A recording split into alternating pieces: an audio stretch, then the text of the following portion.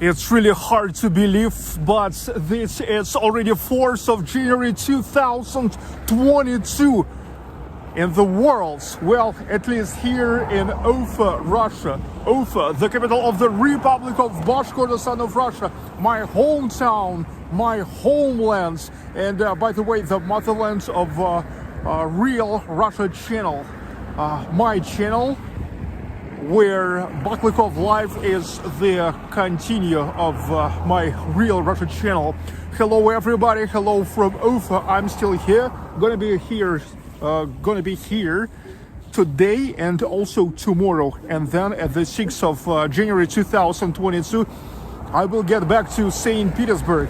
Yeah, time flies actually. Okay, dudes, hi everybody, keep joining this live stream, because right now we will go to one of the most unique and creative places in the whole Ufa. That's the house. Just think about it, the house, on the roof of the house. That's the place of Maxim Holodilin, the artist in Ufa and the owner of X Max Art Gallery. You know, it was just some kind of performance in 2003, but now this is the real house, the house which is Maxim himself called the KARLSSON house, you know, like from Astrid Lindgren character. You know KARLSSON, who lives on a roof. Okay, so this is Ufa Arena. This is the main ice palace of Ufa. And here is Lenin Street. It's the park, Yakutov Park, and this is the historical fire department with the watchtower there. Okay, so Maxim, he is living there, just behind the Ufa Arena, and we go there. We must be there already in 3 minutes. Today here is no games, but here was the game yesterday, and gonna be the game tomorrow. But you know that recently KHL got against my live streams in a format of full game stream. Okay, not a problem, because anyway, always enough of stuff to film. So here is the TV tracks. This one is from Match TV. This is the biggest sports channel in Russia. Match TV. They I guess that they filmed yesterday and gonna film tomorrow, and they're staying here. You know, all this parking, absolutely all this parking is getting filled in with the cars in the days of the games. Okay. Oh, hi. Hi, how are you? I'm fine. He said he subscribed to my channel. I don't very well speak English. But that's okay. Okay, you good. А ты подписан на Real Russia или Baklykov Real Live? Russia. Еще Baklykov Live подписывайся.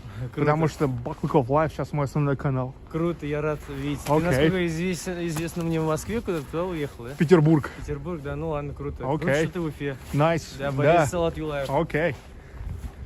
Всегда болею за Салат Юлаев. Даже несмотря на то, что уже 4-й год живу в Петербурге. Здорово. Но мне КХЛ, кстати, я делал стримы. Мне КХЛ там запретили снимать сейчас стримы. Ну а это как его надо делать, как он называется? Пресс, это как его?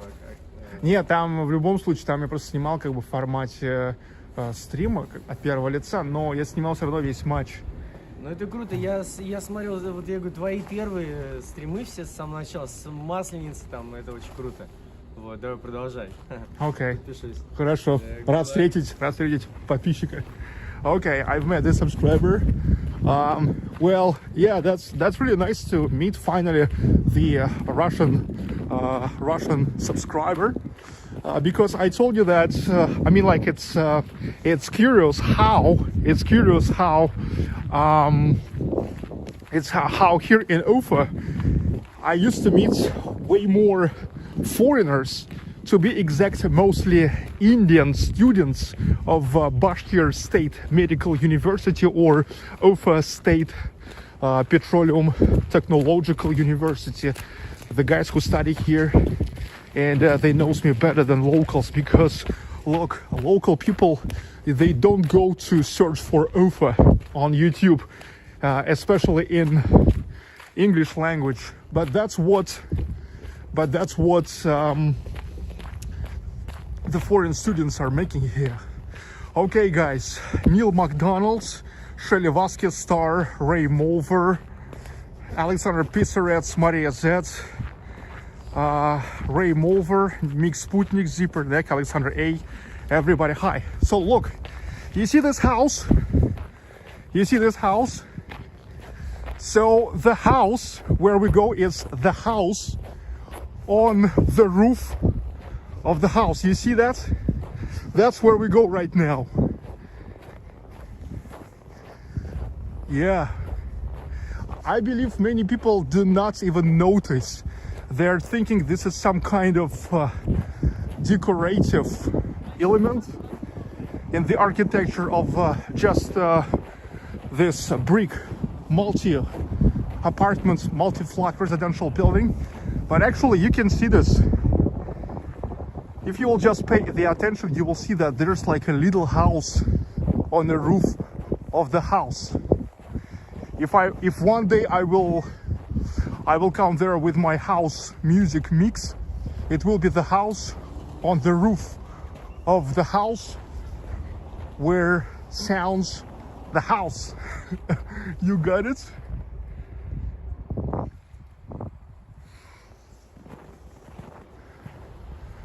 So we go there now.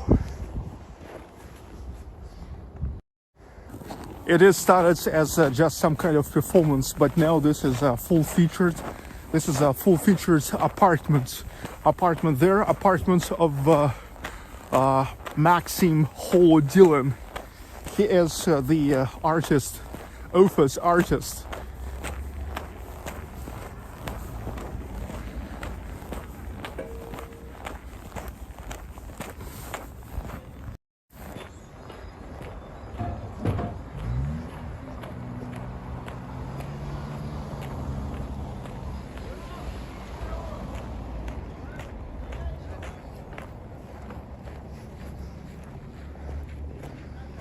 We're almost there. It's 7:10 p.m. in the city of UFA.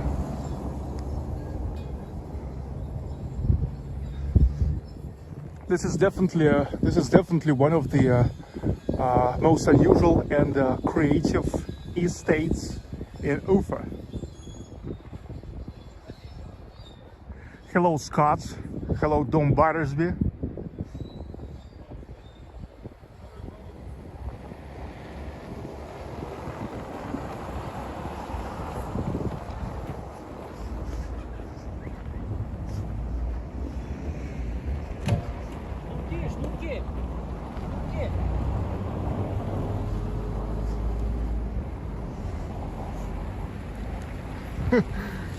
I'm not sure what he's saying.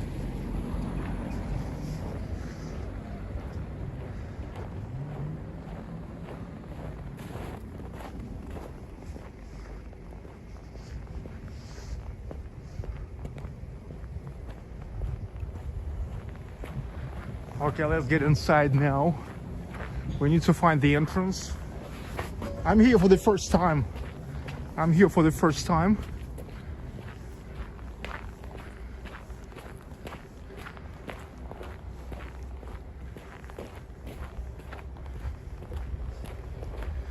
So I need to find the entrance group first.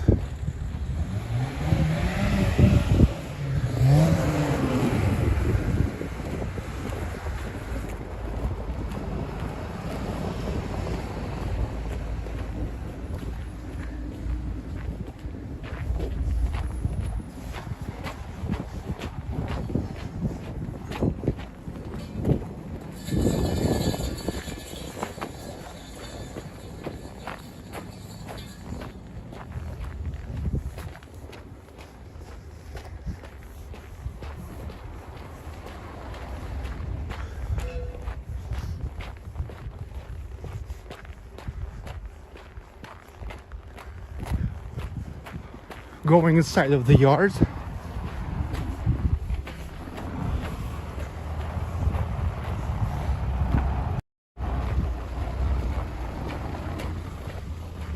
Okay, we're inside of the yard. Come on.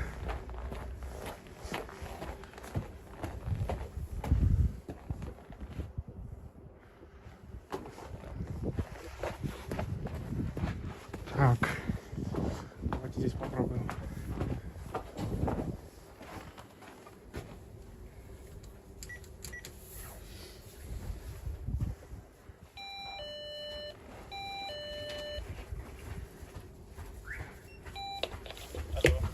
Это Сергей. Да, Сереж, 14 этаж на лифте и дальше пешком. Это первый же подъезд, да? Это первый подъезд. Все, окей. Я сюда дозвонился. Ага. Давай.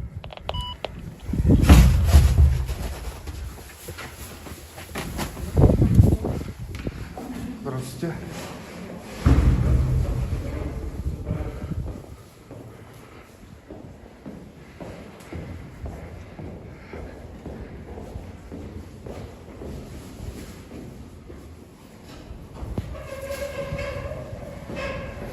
I'm gonna go by the stairway.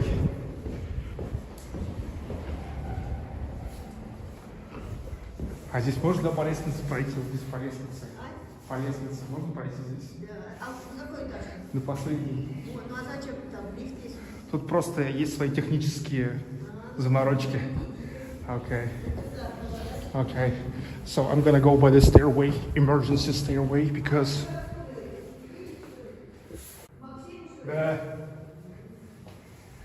the thing is, in the elevator, it will be guaranteed that the connection will get lost. But through the emergency stairway, it is not. Most probably it is not. So I'm just taking care about the connection.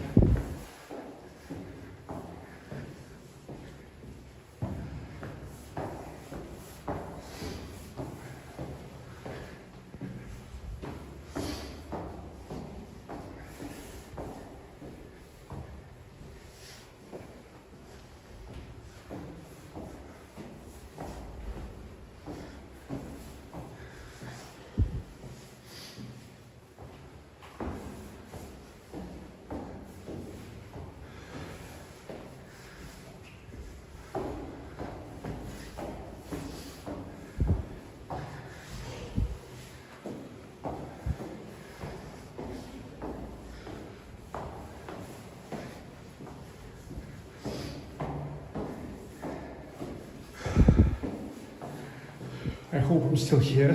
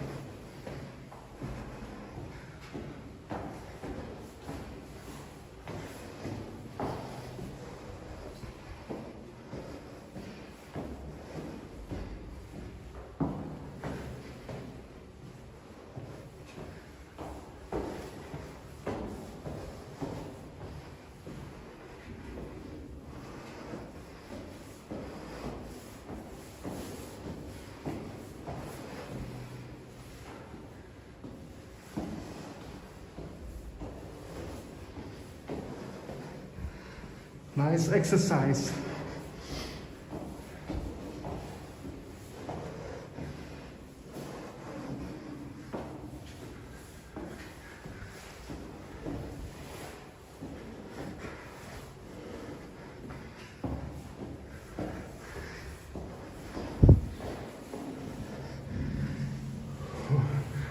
Good evening. Buenas tardes. I was going to the stairway not How to are get. you? I'm fine. Fine. I don't want to get lost the connection. So, brilliant. I was just going up just by myself.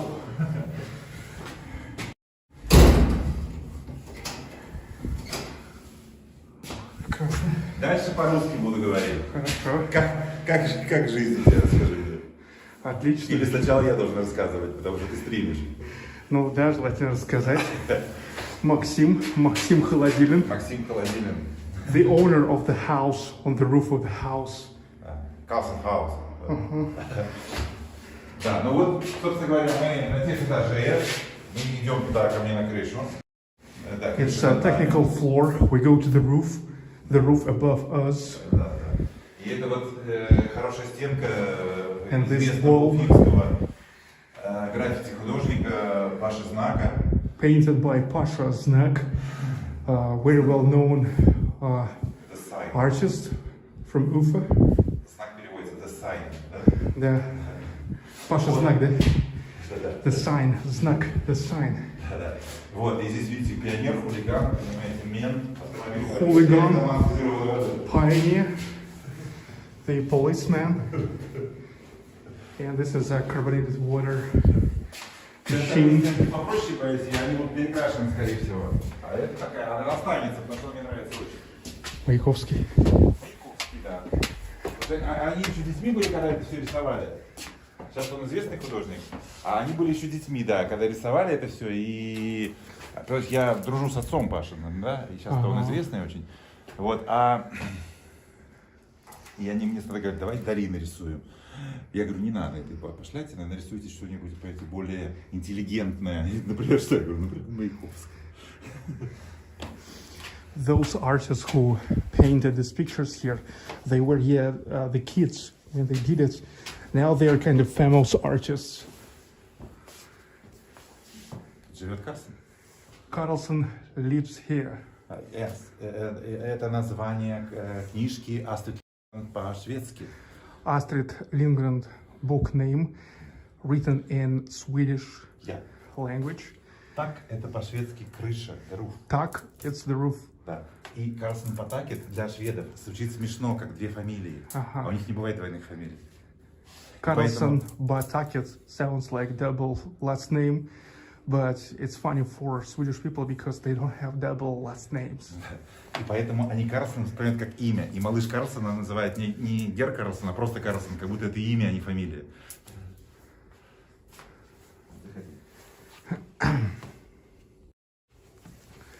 Так, wow. Nice door. Look at this. Nice, massive, heavy door. That's how I love it. И это средневековое стуколо. Medieval, how to say, knock place, И это knocker. Карлсон Асавиахимовец. Here is actually, this is another depiction of Carlson, like some kind of frivolous interpretation.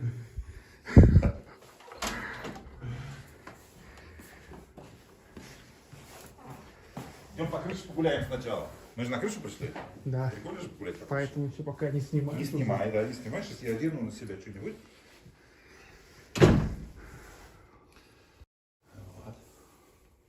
The bells. Wow, nice wooden statues.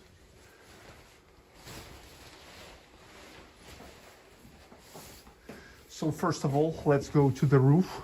It's interesting that the entrance to the roof is right in front of the entrance to the house. Вход. А? Это тоже крыша. А, да? Это же крыша, мы на крыше. Тем не менее. Да. Тем не менее. Да. Я сказал то, что вход в дом на крыше напротив самой крыши. Хотя those it's though, look, those it's all the same surface. It's already the roof.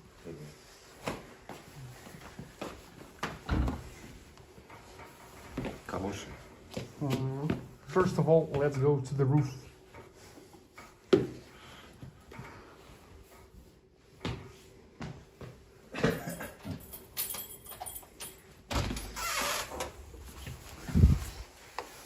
Thank you. Oh, nice. So we are literally on the roof. Глупо прийти на крышу и не выйти на крышу. Yes, it's silly to come to the roof, but not to get to the roof itself. Вот, и здесь вся Уфа видна. Вон, машины по мосту Затонского едут. Затонский мост, это мой мост. Потому что я родился в Затоне. Да? Тут там. Вот, UFA Arena. арена, да. Айс-хоккей арена. Yes, Ice Palace. Ну, я своих зрителей часто туда брал на матчи. Снимал там матчи. Что-то Вот. КХЛ мне в этом году лавочку прикрыло. Надо понимать, да, что это большое пространство, которое могло быть создано мной одним. Да, и в этом создании участвовало еще несколько художников, по крайней мере, двух из которых необходимо вспомнить. This is an art space which would be not possible if he would make it just alone.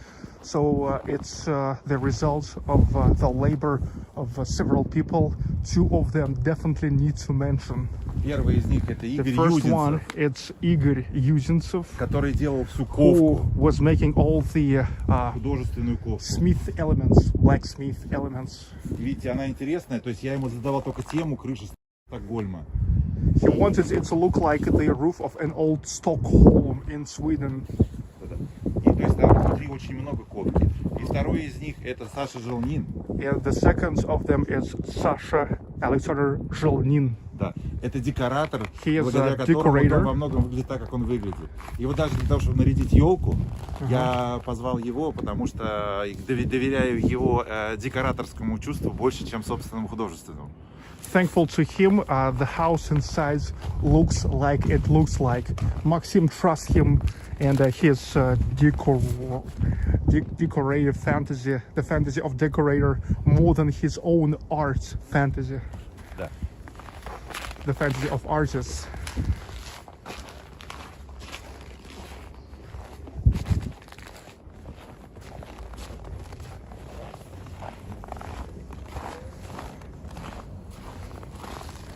Дерево с листвой в окне. The tree with the leaves in the window. Это фикус Бенджамена на самом деле. Ficus, Benjamin Ficus. Бенджамин. Сорт такой. Look, in the days of the games here, everything covered with the cars, because it's a parking. Все в машинах заставлено во время матча.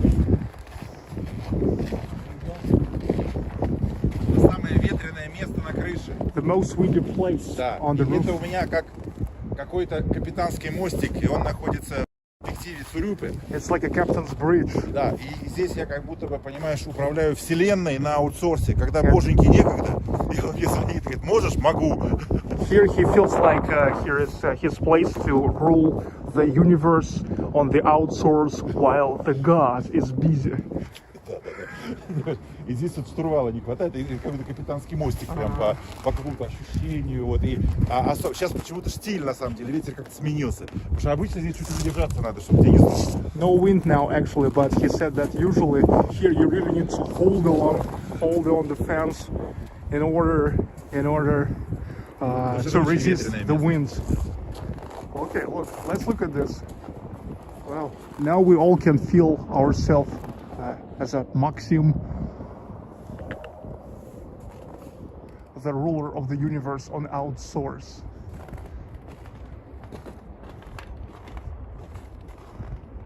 Awesome. So this is UFA from the height of the bird's flight. Так, еще на вот этой линзе. This is, by the way, one of the most awesome places to watch UFA, like the real historic UFA, because we're now in the historic district of UFA. Ленина, Цурюпы, 50 years of October streets, Karl Marx streets. Пойдем в другую сторону крыши.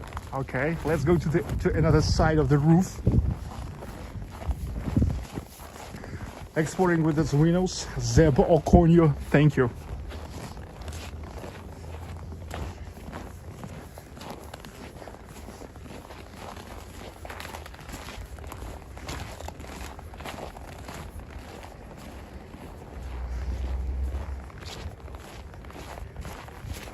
Это дверь в мою баню. This is the door to his bathhouse, which is nice, awesome.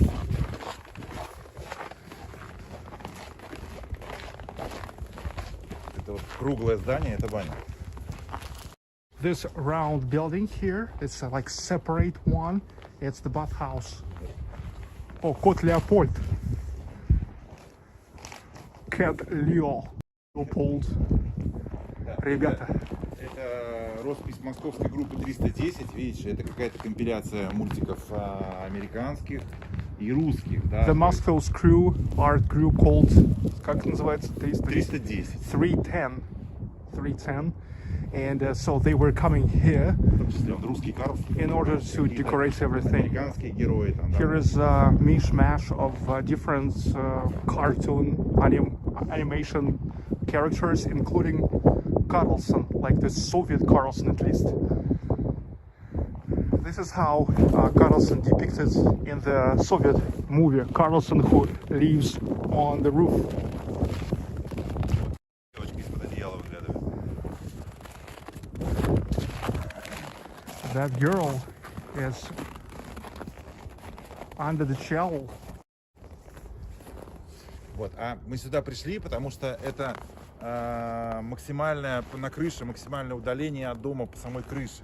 We Для came того, чтобы here. посмотреть чуть-чуть в удалении на сам дом, потому что иначе его видно очень близко и непонятен масштаб. А с этой точки он понятен. So we came here in order to look at the house like a little bit from the distance, like from the angle. So from here, you can understand the scale a little bit better, because when we were staying right next to it, so you don't see this like from the side. Now we can see this from the side. Also check out the thumbnail to this video. Еще можно там посмотреть картинку. Кроме того, этот максимальный разбег, он тоже необходим, потому что когда летишь на винте, понимаешь, да, особенно пьяный, чтобы не разбиться, нужно больше расстояния. Also for KARLSSON, you need a longer place, longer area to take the run, to take off with your propeller, especially when you're drunk. That not to fall down. Yeah. You need the space to take off. Тут тоже много всяких граффити, и труба наша красивая дымит. Видим с трубой еще более интересный вид, но чуть позже.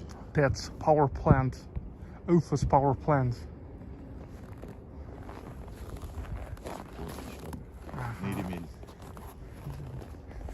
Another one is there.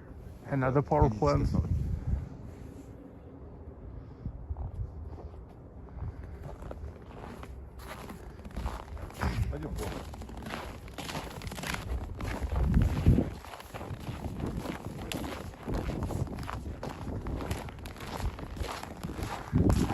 Yuri Shevchuk from DDT and Boris Grебенщиков from Aquarium. They used to be your guests too. Yeah.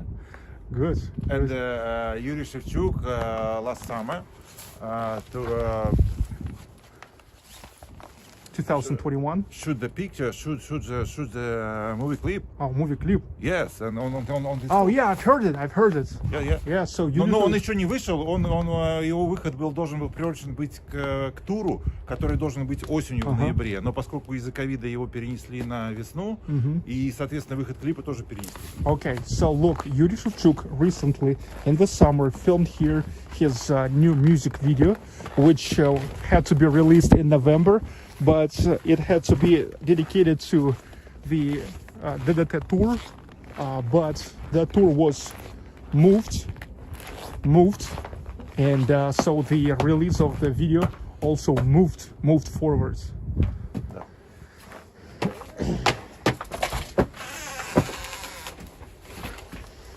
Заходи, раздевайся, разувайся. That's mean postponed. Есть, я выдам сейчас тапочки. Нет, там снимай. Это. Now let's get to the house itself.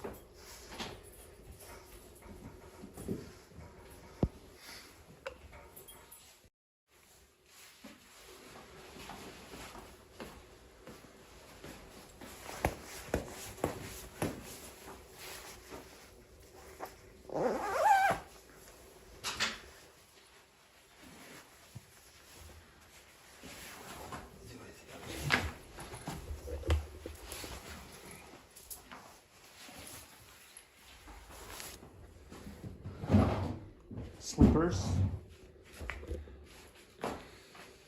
Да, вот это самая елка, которую декларировал Саша. У меня есть примерно 10 чемоданов елочных игрушек, самые молодые из которых 70-х годов, да? То есть и у Саши был огромный выбор, понимаешь, вот то, что он выбрал, то он и выбрал. Знаете, но стоит обратить внимание вот на этого замечательного айболита 40-х годов. Это поздние 40-е. 1940s. 1940s. Еще без амальгамы, New Year видишь, toy. в отличие от остальных советских игрушек, которые обычно были блестящие, с амальгамой. То есть он, видите, не блестит. The Soviet New Year toys. Especially for the New Year trees. Чиполлино, какой красивый. О, Чиполлино. Чиполлино, да. Вот тут как красиво стоит. Nice trumpet. Да, вот. Первая точка, на которой мы как бы обращаем наше внимание, The это first японские, point we pay an attention to that's японские ритуальные ворота, тории. Japanese ritual gates Tori. Да. Они строятся по дороге к храму, то есть забора нет, и прямо на дороге стоят ворота. They construct them on a way to cathedrals, right on the road. И они символизируют, They symbolize символизируют переход от the повседневной transfer суеты from the regular days к молитвенной routine возвышенности. to the like praying high spirit. Да. И у нас здесь как бы нет молитвенной возвышенности. Well, here Но we don't have the поскольку здесь pray есть hills, какое-то такое сказочное ощущение жизни, but here we have a fairy feeling of fairy life. да, поскольку здесь оно есть, мы все-таки говорим о том, что этот переход здесь тоже чувствуется. So anyway, you can feel this transfer here as well. Да-да-да. И очень важно, приходя сюда, понимаешь, ментально, да, подумать об этом и оставить свою повседневную суету за этими воротами. And it's really important mentally to think about it when you're getting inside and to leave all your just a daily routine there when you're getting inside here. Вот. А этот проект вообще, он, когда он начинался, то есть мне ничего не надо было, мне было где жить, мне было где работать, мне не нужна была недвижимость, да, и это изначально реализовывалось как какой-то творческий проект, да, как даже это не как арт-пространство, как в смысле недвижимости, а как сам арт, то есть как работа какая-то, да, которая, как сказать, я преследовал некий визуальный образ. Это образ убежища от некрасоты, да, то есть и для меня это было очень важно, потому что мы живем в мире, где некрасота за нами бегает и хватает нас за фалды, понимаешь, пиджака. И я хотел избавиться от этого. Есть какое-то место, где не будет никакой некрасоты, будет только красота. Okay, so he said that when in 2003 he started this place, he wasn't needs any real estate. He had the place to live, he had the job and everything, and he never considered this as some kind of estate, but considered this as some kind of art. Not even like an art space, but it's an art itself. It's like some kind of shelter where you can run away from, he said, no beauty. Because everything is beautiful here. Вот. Я буду говорить компактнее, потому что мы повторяем все 2 раза, понимаешь, по-русски и по-английски, да, и поэтому мы сейчас будем часа на 3, понимаешь, растянем. Это будет долго, и для зрителя будет тяжело. He said he will speak compact. Да, потому что на самом деле, я бы говорил больше, но мы утомим просто зрителя. Because here also it's like gonna be double time for me to translate it. Да. Вот эта работа Рашида Нурмухаметова, одного из самых известных, наверное, This is Rashid Nurmuhametov наших artwork. реалистов. One of the most famous artists in a style of realism. Да, потому что соцреализм — это важная эпоха в русском искусстве. Social realism is a very important epoch in the Soviet art, Russian art. Да, и вот эта работа 86-го года, которая не была закончена по причине его смерти. The artwork which was not finished for the reason of his death. Но это было на самом деле очень важно, потому что если бы эта работа была закончена, она была бы одна из его законченных работ. И то, что она не закончена, дает нам другое ощущение времени. This is the uniqueness of this work, because if he would finish it, it would be just one of many of his finished works. But this is like probably the only or one of not many his unfinished works. Потому что it gives us another feeling. Потому что метод его работы оставил нам 3 разных и четко отделенных друг от друга по времени степени проработки картины. С одной стороны, это обрисованная штрихом композиция. Also here we can see 3 different techniques he used on the different stages of the painting, of the work. Первое, это композиция, So созданная first штрихом. it's the sketch itself. Да. Второе, The это second, лежащий на цвет на деталях костюма. it's the color which is laying on the details of the costume. Без прописки, просто лежащий цвет. Without the details, just the color. You see, the color is actually kind of solid. Вот он как-то Это не проработан, просто да. ты тыкал кистью, да? Да, you see, it's unfinished yet. It's just like a solid. Да, он просто цвет набросал. You can see the tints here. И полностью проработанное законченное лицо. But what about the face? The face is all finished because you see all that gradient here. Да. И вот эти 3 уровня проработки дает нам ощущение временной координаты. Как будто она сквозь время к нам прорывается. And all these 3 different stages of his work gives us the travel through the time. We can see actually how this picture was getting through the time. Да. Как будто героиня к нам выходит оттуда из картины. Да. И для меня это очень важная работа, во-первых, потому что я тоже отсюда, как и ты, и It's pretty important work. It's pretty important work for him because he himself from here, from UFA, from the Republic of Bashkortostan, same as I am from UFA as well. And this girl is a Bashkir girl as well. Да. И для меня это какая-то связь с Родиной, потому что я живу во всем мире так же, как и большинство из нас. Только большинство из нас этого не понимает, а я понимаю. Во всем мире сразу.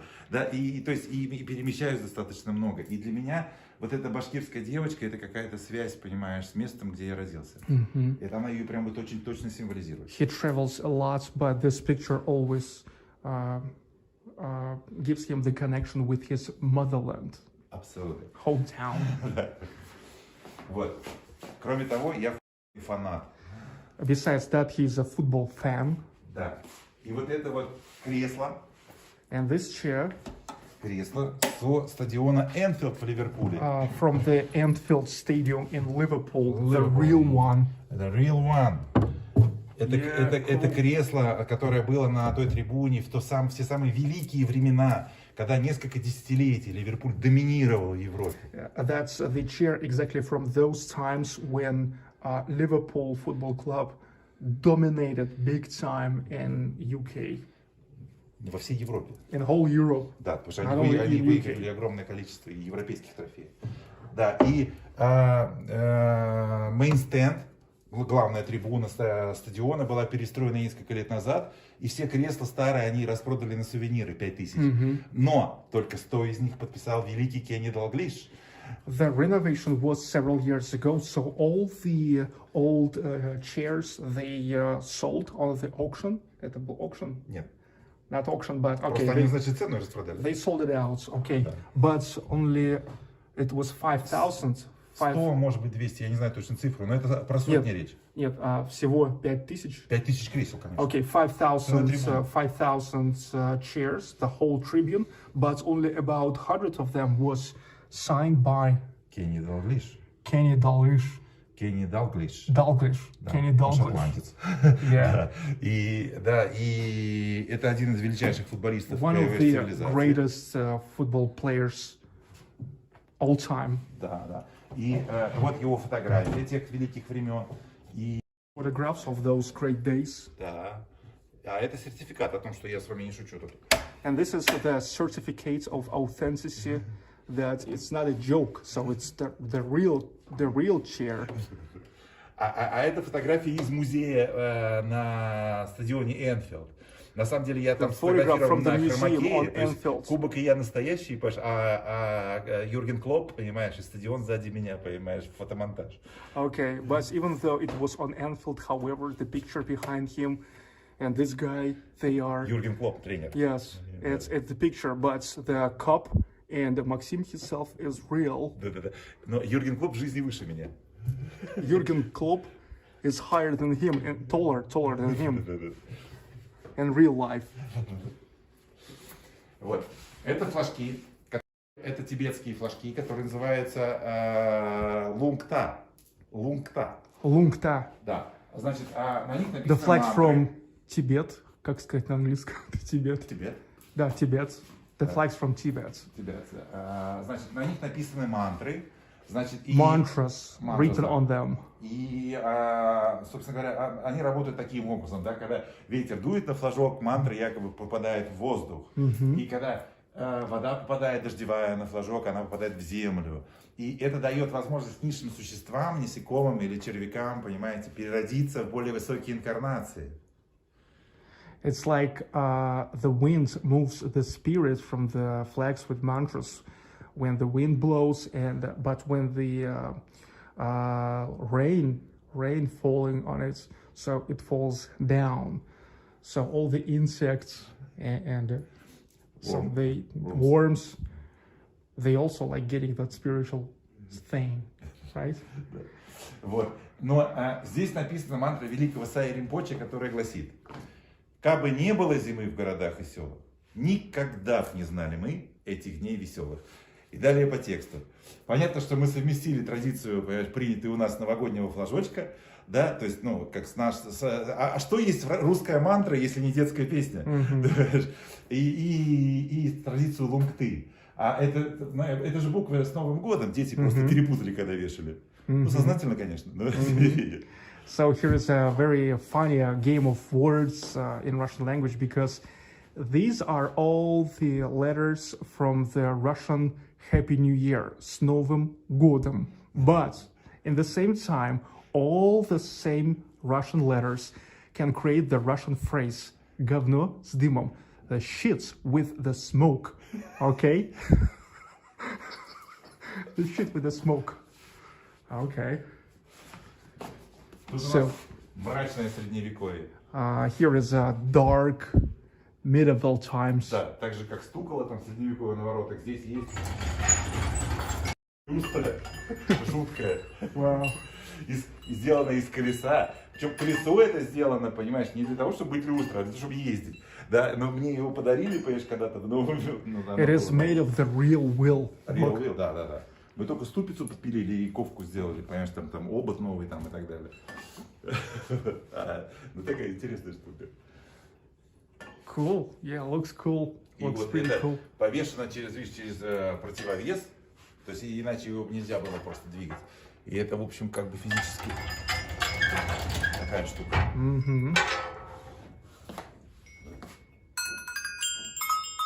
Это тибетские коровьи колокольчики, боталы. This is Tibetan bells, cow bells. Да. Это колокольчик, который вешают в Корее на входе, чтобы слышно было, когда дверь And this открывается. is the doorbell in Korea. Похоже на съеденную рыбу. Yeah, Да. looks like eaten fish. Да. А вот идем сюда. Туда смотри под глазом. Вот, видишь, на пианино нарисовано не в рамочке, я думаю, даже ближе к пианино, кстати, да, вот, чтобы было видно, да, она не в рамочке, а вот сине-белая, красная, видишь, картинка. Это моя работа, которая называется «Муза».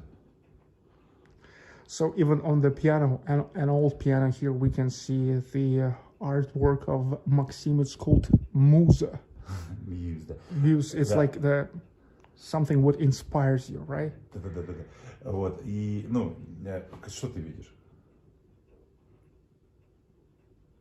Почему это муза? Это женская жопа. Да. Я вот пытался понять, то ли это что-то связано с грудью. Нет, все гораздо проще.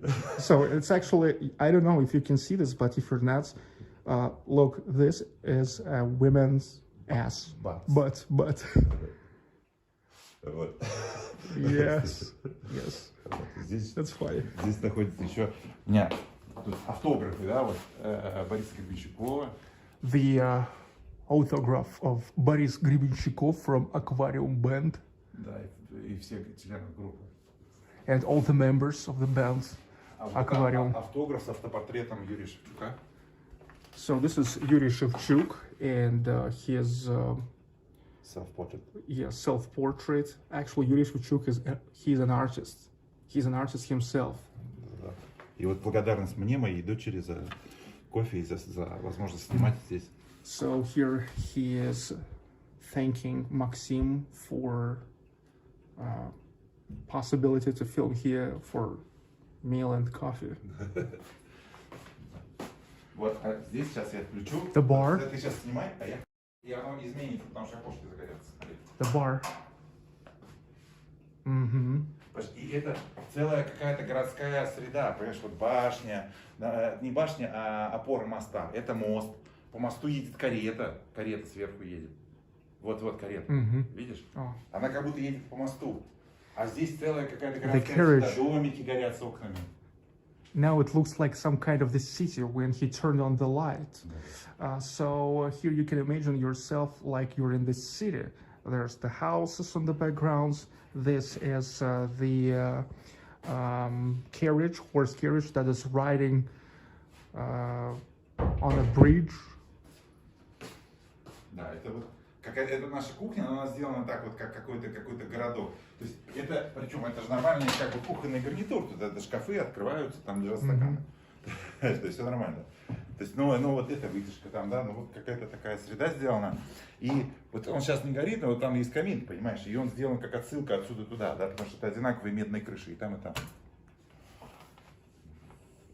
There's also the fireplace.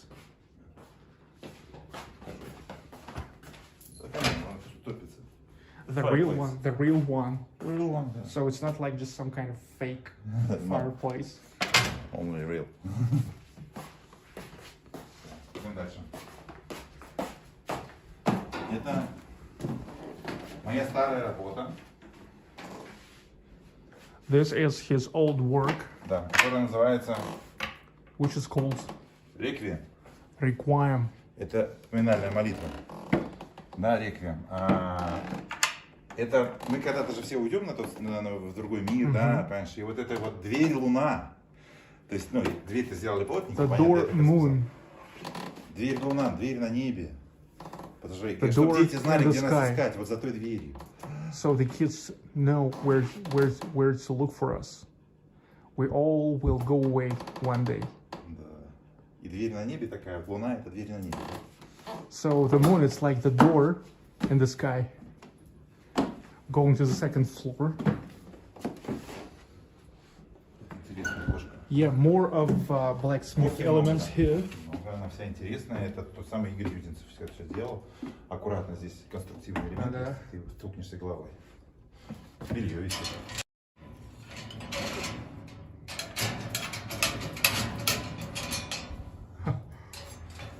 Сушится. Аккуратно головой. The clothes under the dry. Это не картинки.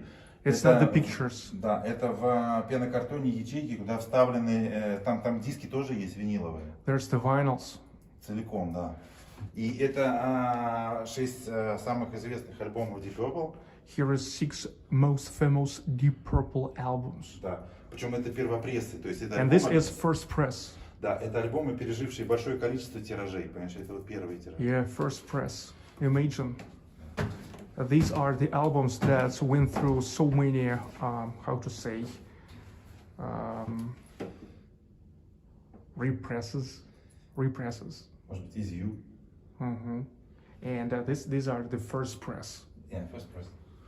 Вот, а это 2 листа из атласа 18 века. This is Atlas of the 18th century. Да. И еще человечество, обратите внимание, не было картографической экспедиции, и берега не привязаны к координатам. То есть рисовать невозможно, что берега где-то есть, а где они проходят, еще никто не измерил. То есть, например, никто не знает, как заканчивается Северная Америка. Here we don't see yet the borders of the shores on the North Или Pole восток Австралии, например, тоже or неизвестны the east of координаты. Australia. А The Антарктида вообще не exact открыта. coordinates are unknown, and Antarctica is not even opened yet. Да, а Уфа тут есть. But UFA is already here because UFA founded in 1574. Сейчас я включаю свет и будет красиво. Поверни сюда. Включу свет. нижняя гостиная сделана как у Хоббита, то верхняя гостиная сделана как тронный зал. So if the first floor is made like a shelter of hobbits, then the second floor made like the throne hall. Да. Throne hall. Вот. Здесь колоннада, здесь трон, над троном висит герб. This is the real throne. Look. Да-да-да, над троном висит герб. Это моя Coat of работа, arms которая называется of the throne. Фатум или судьба. It's called fatum Да. or fate. Или дум. А? Или дум. Вот. И да, она сделана из кос и символизирует колесо сансары, которое режет It головы. is symbolized the samsara circle. Wheel. Samsara wheel. Да, которая Which cut the heads. Да, но нужные головы, отмеченные крестиком. Needed heads. Отмеченные крестиком, понимаешь? Да, понимаешь, нужные головы. Вот мы живем, мы же не знаем, может у нас там под кожей на черепе тоже какие-то значки. Понимаешь? Там незабудками все расписано, может быть, какие-то еще символы. Вот видишь, у этой коровы вот был крестик. А это реальный трон. The real throne. Да, это седалище уфимского архиепископа. This is pre-revolutionary throne of the Archbishop of Ufa before the revolution. Да-да-да. То есть мне он достался в печальном состоянии, но мы его He got it in a weird condition, but they renovated it. Да. И самое интересное его судьба, потому что его после революции реквизировали у церкви и отдали в башкирское государственное издательство. И вот здесь у нас об этом осталась инвентарная табличка. Тут написано БГИС и номер инвентарный. It was given away to the UFA publish print house, and it was saying there. And here is even still we can see the number. Да-да-да, инвентарный. Да. Inventory number. Да-да. И интересно, да, что то есть, как на троне какой-то там редактор сидел, да, потом в итоге. Каково ему сиделось, мне интересно, например. Вот. Но сейчас мне сидится отлично, потому что я правлю миром на аутсорсе, напоминаю. He reminds that he controlled the universe on the outsource, so he's feeling pretty good sitting in this throne. Да-да. И он сделан очень удобно на самом деле, понимаешь? It's pretty comfortable. Очень эргономично. He feels pretty comfortable. Ergonomics nice. Да, понимаешь? Вот. И я, например, летом я по утрам здесь читаю часа 3, и меня абсолютно не устает. Мне трудно сидеть долго. In the summertime, he is reading for 3 hours. И я весь переломанный. He is reading for 3 hours here in the summertime, and he is still feeling good after 3 hours. He was into the heavy athletics, and actually have some problems since those days. But here he feels good. Абсолютно. Моя дочь барабанщица. His daughter is a drummer. Wow, it's not that often when the girls are drummers. Да. Не так-то часто. Это электронная, да? Абсолютно. Okay, electronic ones. Потому что дома, понимаешь, это лучше делать с наушников, чтобы соседи не вешались. Да, там уже все равно слышно. А? Даже через это Слышно. слышно. Да. А это позвонки кашалота. Это межпозвоночный диск животного, вес которого измеряется тоннами. Например, слона или мамонта. Вот такой всего. А это межпозвоночный диск животного, вес которого измеряется десятками тонн. How to say cachalot spine? Это spine, spine bones. Mm-hmm. Вот. И мне их привезли с Чукотки, и они были еще в плоти, там рыбу не доили. Wow, Да. it came from Chukotka. Да, с Тихого океана. It was even with the skin, yes, because Да. the fish ate not all yet. Да. А я вегетарианец уже 20 лет, мои друзья так издеваются надо мной. Вот, и я их отдал людям, они их 2 дня варили, потом травили кислотой, потом все поры забили, понимаешь, автомобильной шпаклевкой, понимаешь, сделали выкрас, залачили, понимаешь, получилось то, что получилось. Вот, но я хочу сказать, путь к этому от того, что привезли, был очень долгий. That's interesting. A lot of work was done before it turns into these seats, chairs. А сейчас табурет.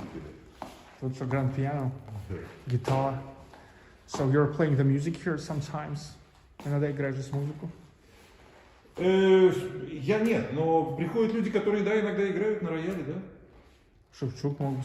Нет, Шевчук здесь не играл.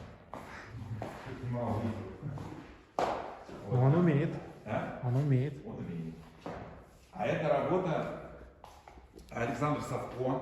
Это Alexander Savko это artwork. один из легендарных художников ранних московских сквотов конца 80-х, начала 90-х. One of the legendary artists of Moscow squads of the end of 1980s.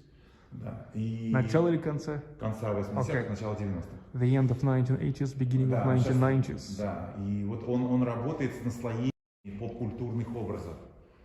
И здесь... He works with layering of pop culture images. Да, и вот здесь мы видим какую-то женщину с 7 гномами. Они же оказываются херувимами, понимаете, в виде русского Карлсона. Потому что летучесть херувима здесь обусловлена не крыльями, а пропеллером. Да? При этом это голова Джессики Рэббит из мультфильма «Кто подставил кролика Роджера», а тело Венеры Милосской, понимаешь? Венера Милосская body, Jessica Rabbit head from that cartoon. Из легендарного фильма. Yeah, cartoon movie. And those angels are in the image of KARLSSON. Это вот настоящий паранджа 19 века. The В real мусульманском стране. paranja of Muslim. 18 19. of 19th century. Yeah, Muslim paranja. Это женское одеяние. А это гимн футбольного клуба Ливерпуль. This is the anthem of football club Liverpool. Да-да-да. When you walk through the storm, Yeah. hold your head up high. When you walk through a storm. Да, другая мелодия. Вот, и You'll Never Walk Alone — это последняя строчка гимна, которая стала девизом клуба, да? И- The last phrase turned to be the slogan. Yes. You'll never walk alone. You'll never walk. Да. А это центральная часть кованого навершия над воротами Шенкли на въезде на стадион. This is the element that you can see in Shankly. Shankly Above Gates. Shankly Gates. Да. Above the Shankly Gates. Да. И on the Liverpool Stadium, yeah? Anfield Stadium in Liverpool. И очень важно, что эта часть стала, понимаете, частью клубной идентики в целом. This part became Да, она a изображена part на гербе, of например, клуба. club identics. Да. А сейчас мы все это увидим еще раз. We now will see more of it. The balls, the real balls, football balls. And look, Юбилейный мяч, выпущенный к 125-летию. в 17 году. anniversary ball released to 125 years of Liverpool Football Club in 2017. And here is also balalaika, a huge balalaika. It seems like baseball laika. Yeah, you remember, guys, I was taking you in St. Petersburg for some concerts, and there were some guys who were playing baseball laika. More of blacksmith elements. Yeah, blacksmith. A cat with a large, понимаешь, balls, yeah?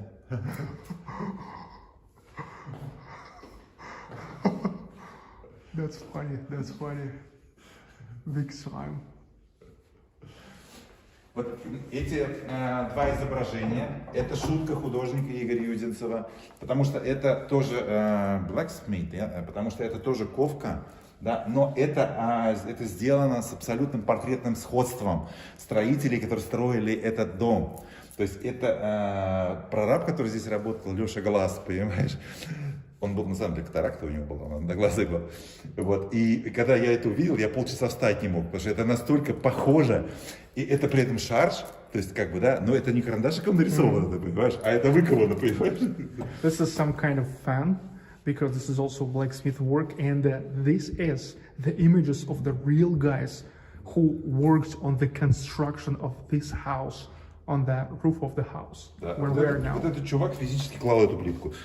So this guy, who really looks like the real one, he was making this tile here. Вот. И уже понятно, что я англоман. Ты понимаешь, что не музыки, понимаешь? И я не мог не сделать зеленого дубового кабинета, понимаешь? Я его сделал. Well, he said that probably it's already clear that he is Anglo-mon, some kind of English culture, and definitely he was not able to avoid it not to make the office in English style. Well, Green Oak. yes, Green Oak office. Вот. И вот мы видим то самое навершие ворот Шенкли. Wow. Да? That's again, that's elements top. above, yes, top of the gates in Shankly. Shankly Gates, on the Anfield Stadium in Liverpool. Только оно там кованое, понимаешь, и кованое сделать дешевле и проще. Но если сюда такую кованую конструкцию, понимаешь, нам пришлось бы укреплять, ты понимаешь, мы не смогли бы его установить на шкаф. И поэтому мы ее вырезали из дуба, это сложнее и дороже, понимаешь, но тем не менее это было сделать необходимо. Actually, there, the real one is, it's like blacksmithed, but this one is made of oak. It's actually even more expensive, but if they would make it with the smith, then it would be too heavy for this bookshelf. Because this is the library. This is the library with the books that Maxim is reading. That's why he is educated. Это мои родители. До моего зачатия мой папа. That's his parents before he was even projected. His father and his. Да. Причем портрет мамы это сделал папа. И обратите внимание, здесь. And the portrait of mom made by dad. Да, и здесь есть ретушь по негативу. Негатив маленький, понимаешь, для того, чтобы делать по нему ретушь с лупой вместе. Там это надо иголочкой процарапывать или тушью там что-то делать. Потому что она доработанная, понимаешь. И в этой доработке я вижу много любви. And he was making some real Photoshop, not in computer, but real with like he was sitting with a zoom. The film. Yes, with the film and the zoom there, like microscope or something, how to say this. Yeah, and he was working on it. Да, папа любил маму и вот так сильно отфотошопил. Yeah. Мне это очень нравится, на самом деле. The physical Photoshop. На digital, да, Photoshop. Well, Maxim Gorky and Stalin. Да, эта картина висела в фойе управления железной дороги здесь на Карла Маркса. This picture was in the lobby hall of the administration of the railway of UFA. Нет, она называется управление Куйбышевской службы. Okay, Kuybyshev, which is now Samara Railroad. Да. И до 53 года, а потом она гнила в подвале. Until 1953, the year of death of Stalin. And then it was just staying in the basement of that administration. And then finally... Причем ее просто срезали ножом с подрамникой и повредили при этом композицию, обратите внимание. То есть она должна быть симметричной, а слева сейчас в итоге не хватает сантиметров 20, чтобы она была симметричной. It was actually when they removed it was made pretty rude. So they just got a knife and just like cut it off.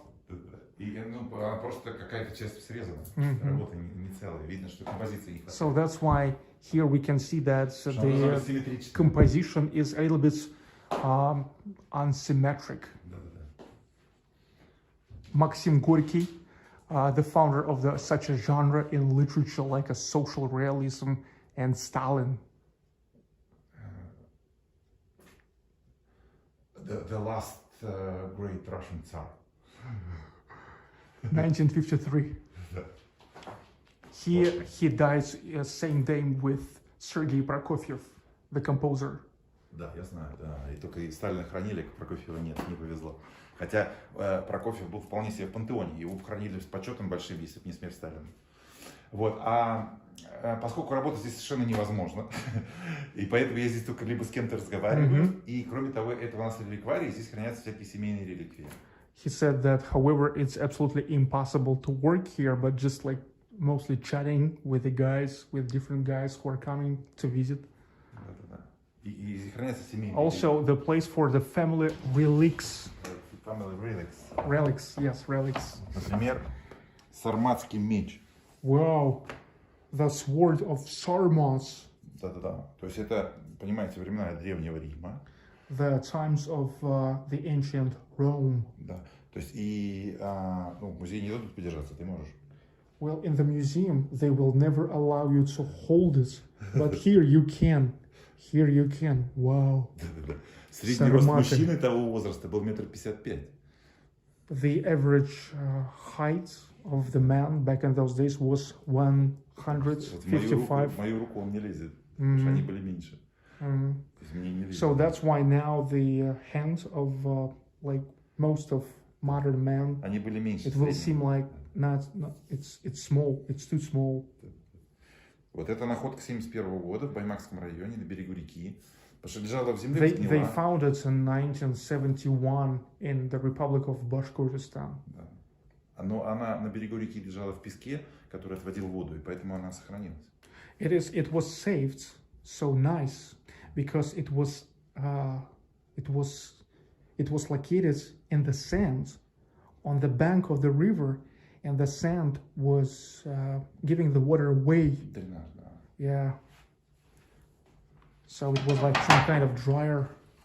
В земле бы просто ничего не осталось. If it would be just in the ground, it would just all Вообще rotten. нет ничего, просто вообще Just никаких nothing. следов. Not even the footsteps. Есть штука гораздо более редкая, чем, понимаешь, ancient, понимаешь, именно свой. There's the one thing which is even more rare than ancient Rome Своды. sword of Sarmas. Натром, сармат. Это прижизненный Пушкин. Wow, this is Alexander Pushkin, the book that was printed in the days when he was yet alive. Да, прижизненный суммарный тираж Пушкина не превышает 10 тысяч, это вообще Look, известно. while Pushkin was alive, the total circulation of the printed books was no more than 10,000 books. Да. That's not too much. И эти 200 лет, понимаете, все основные тираж был так или иначе в Москве и Питере хранился. То есть именно там, где были войны, революции, потопы, пожары, репрессии, ты понимаешь, и, например, блокада, да, когда книжками топили печки, на корешки не смотрели. And most of those books were in Moscow and St. Petersburg, in the like in the places where a lot of drama used to happen, the wars, the revolutions, the siege of Leningrad, where they just was, how to say, buried the stoves with the books, okay, back in those days. However, this book went through this, and now finally in the library of Maxim here. И поэтому спустя там 200 лет после этого издания, да, то есть понятное дело, да, что их осталось, и выпущено это было мало, да, и утрачено много, поэтому это rarity. It's really rarity. That's for sure. Да, это первое издание «Капитанской дочки». This is the first edition ever of Капитанская дочка, Captain's Daughter. Да, Pushkin's novel. Awesome. Wow, and look, here is even like still the old Russian script, like otets with the hard sign. С буквами, которые сейчас не используются. Yes, with the letters that we don't use anymore. Well, at least in those words. Мы используем твердый знак, но не в тех словах. Ну, твердый знак, да, но вот фиту или ять мы не используем, и ижицу. Фита это как у Федора Достоевский, на букву фита, он не F, а фита был. Yeah, but we don't use fita. Да, и ижица это как и с Ижица. точкой. Like I, like English I. Да. А ять это как такая странная буква, она читалась как And странное ять. Е. Ять. Да, но Like это, some kind of strange E. да, написалось как перечеркнутый мягкий знак. Yeah, there's the restaurant next to the Palace Square in St. Petersburg called Ять. Русский ресторан. Oh, the very first edition. First edition The- of Малыш KARLSSON on Yeah. Russian language. Yes, the boy and Carlson who lives on the roof, Astrid Lindgren. The But, ver- but English name is KARLSSON Pataket. So the very first, Sweden. the very first First edition. edition ever First edition ever. of Astrid Lindgren's. Астрид Линдгрен написала книжку в 1953 году. She written that in 1953. И уже в 1957-м And советские already in дети 1957, получили the возможность Soviet прочитать. kids get the possibility to read it. Если учесть, что ее переводили год, If to take an attention that they translated it for 1 year, это очень быстро, практически сразу. it's kind of fast. It's kind of fast for those И days. очень важно, это, здесь рисунки Илон Викланд. It's pretty important that here are the pictures of Ilona Ilona Vikland. Да, это подруга Астрид She Линдгрен. was a female И это friend рисунки, of одобренные Astrid автором. Lindgren. And that's the pictures that were approved by Astrid Lindgren herself. Да, и очень важно, что, и для меня важно, что в советском издании были использованы рисунки именно те, из уважения к автору, очевидно, были использованы те самые рисунки, которые одобрены автором. Хотя, понятное дело, что в более поздних изданиях были и другие иллюстрации. So, and for Maxim, it's pretty important that here used all these pictures which are approved by the author herself. Это. И если вы видите, Карлсон, который появился в 1968 году в советском мультфильме, по типажу очень похож на того Карлсона, который придумала Илон The Викланд. Carlson, when they did the cartoon, the Soviet cartoon and the Soviet Union, already way later, like 11 years later, in 1968. So the Soviets Carlson of 1968 is pretty much like this one. Это тоже из какого-то уважения к So that's мнению definitely автора. the respect to Astrid Lindgren. Вот. А если говорить об этом мультфильме, то вот эта вот фаза движения из этого мультфильма, это оригинал 1968 года. Как вы понимаете, их рисовали 25 фаз движения для каждого персонажа на каждую секунду. И реально 10-минутный мультфильм занимал, это миллионы таких пленок, и он на складе занимал вот целое пространство. И до 80-х годов их смывали. Оставляли только контрольные образцы, и какую-то часть попадала в коллекционный оборот, там буквально о сотнях штук идет речь. Это одна из этих пленок, да, и то есть That's one of the films. That's one of the films. Another rarity. One of the films, the Soviet, how to say, animators. Cartoons. No, сами аниматоры, animators. Yes.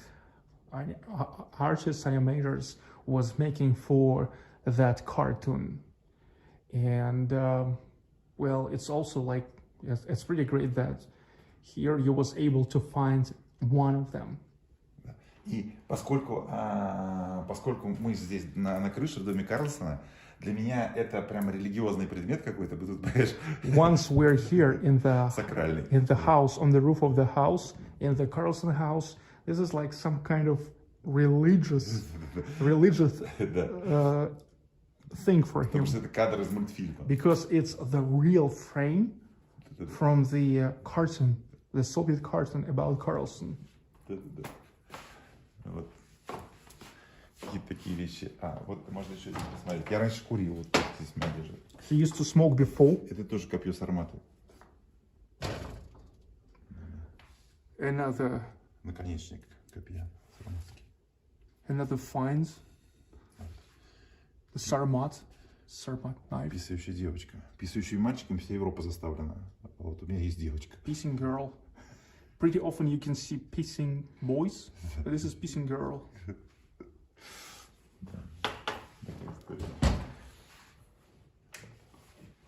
Пойдем дальше. У тебя какой хронометраж? Еще есть время? Никакого хронометража нету. Пойдем дальше. Еще есть. Заметьте, да, что там есть потолок, а здесь нет, потому что на эти балки там положили потолок, и там получилась еще одна антресоль, то есть еще одна комната, она неотапливаемая. Это зимняя гостевая спальня, которую я называю вигвам. There's one more room that's the winter. Как? Guest bedroom. Guest bedroom. Okay, guest bedroom there. Да-да-да. А лестница, видишь, она крутая, потому что она в параллельной стене должна быть, иначе некрасиво будет. this stairway is pretty sharp because it must be parallel to this wall. Да? Чего нет? Снимай меня тогда сначала. Потому что она крутая, поэтому ступеньки в разбежку. То есть под каждую ногу отдельная ступенька. So that's why here is the platform for every leg. So for a bigger security level.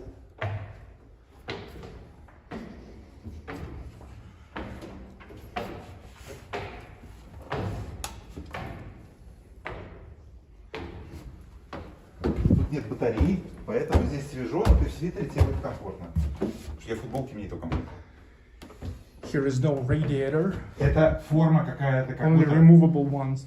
Да, это форма как будто какая-то инков какая-то, арка, да? Очень похожа на индейские какие-то сооружения. Мы ее называем вигвам.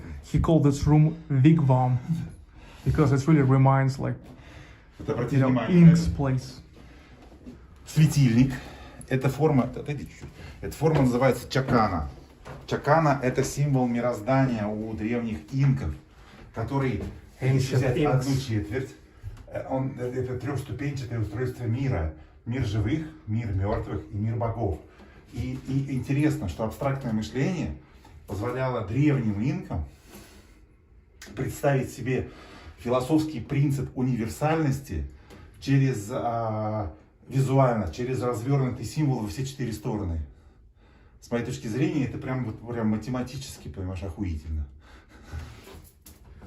Awesome. So this is like symbolize the world creator, right? Like the world of alive, the world of dead, and the world of gods. И это солнце. And this is the sun. Да? То есть, и это прям символ очень характерный, понимаешь, да, для инков именно.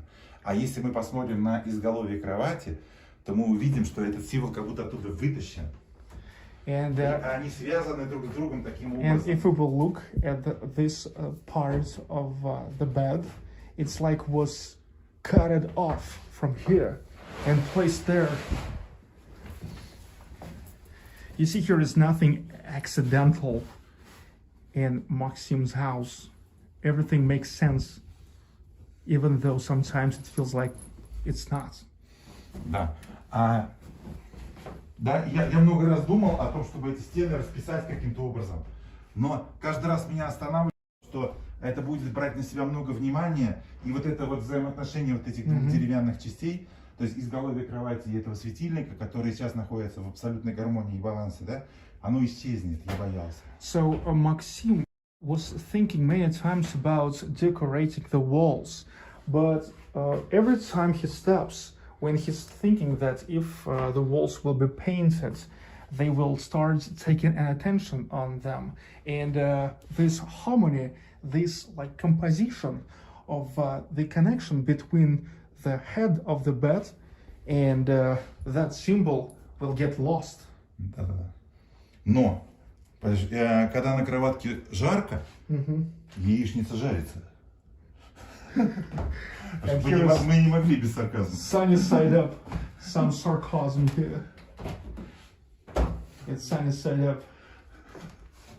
So when it's hot, you see the sun rays gets here, and the sunny side up is getting grilled. Да. Не, мы больше про сексуальные коннотации, когда на кроватке жарко. Вот оно что. Okay. Here is also some sexual connotation. It's like when it's hot, the sunny side up gets grilled.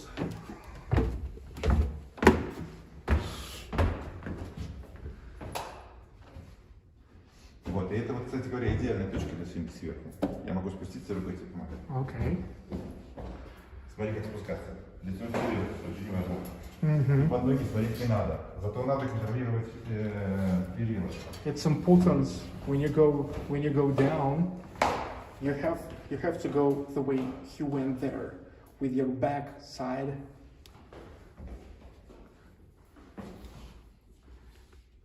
Отлично, отлично.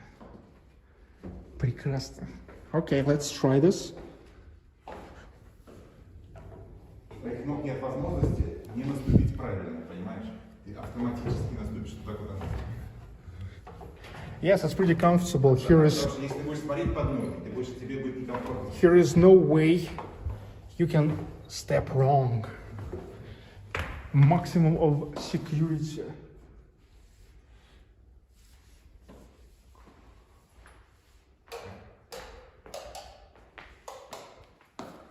Let's go. Other room.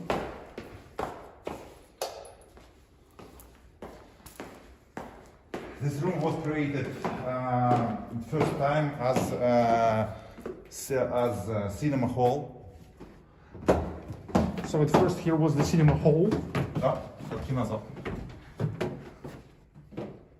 Вот. Но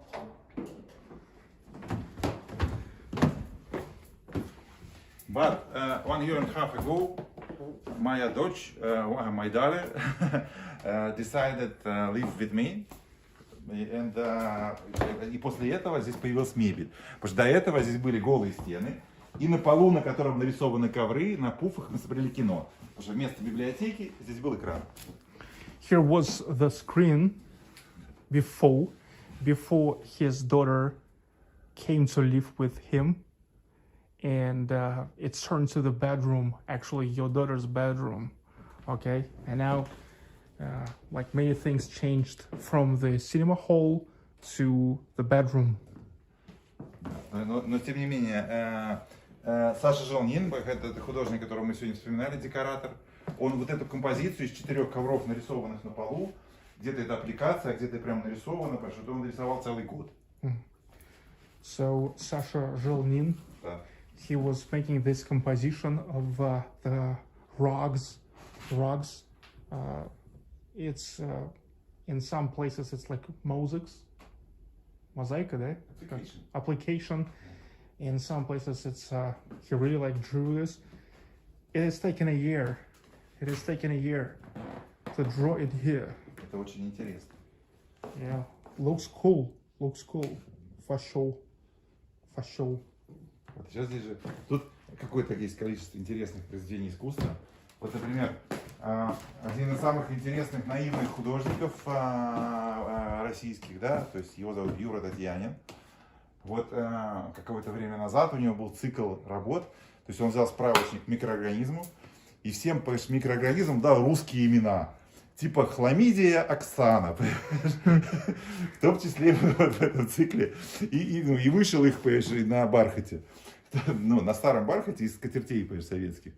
И в том числе вот сделал такого, посвятил мне микроба Максима. Micro Максим. Как зовут еще раз? Юра Татьянин. Юра Татьянин. One of the artists. Наивных художников, Yes, один из самых интересных. he is so-called naive artist. Well, he decided to take all the microbes and to depict them like this. And he gave them all the Russian names. And like, let's say this microbe called Maxim. Очень смешно. Yeah, that's laughing. Да, это здесь моя дочь, вот она что-то здесь музыку какую-то Wow, пишет. she's composing the music. She's a beat maker. Wow, nice. K-Lab 88. Okay, Артурия. That's not bad. Надо брать Артурия. Это же, по сути, как еще может и секвенсор работать, да? Да. Тут же несколько каналов. Да. It can actually work like sequencer, several channels. А это микрошкаф с микрокнижками. Micro shelf with books.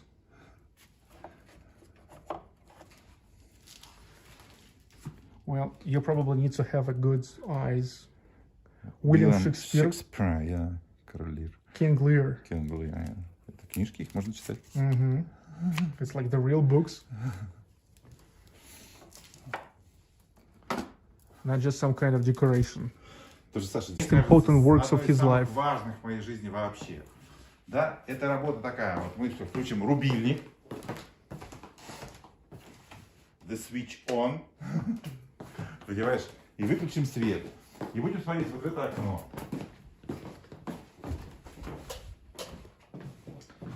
Будем смотреть в окно. И в окне мы увидим несколько минут сейчас и мы увидим рассвет.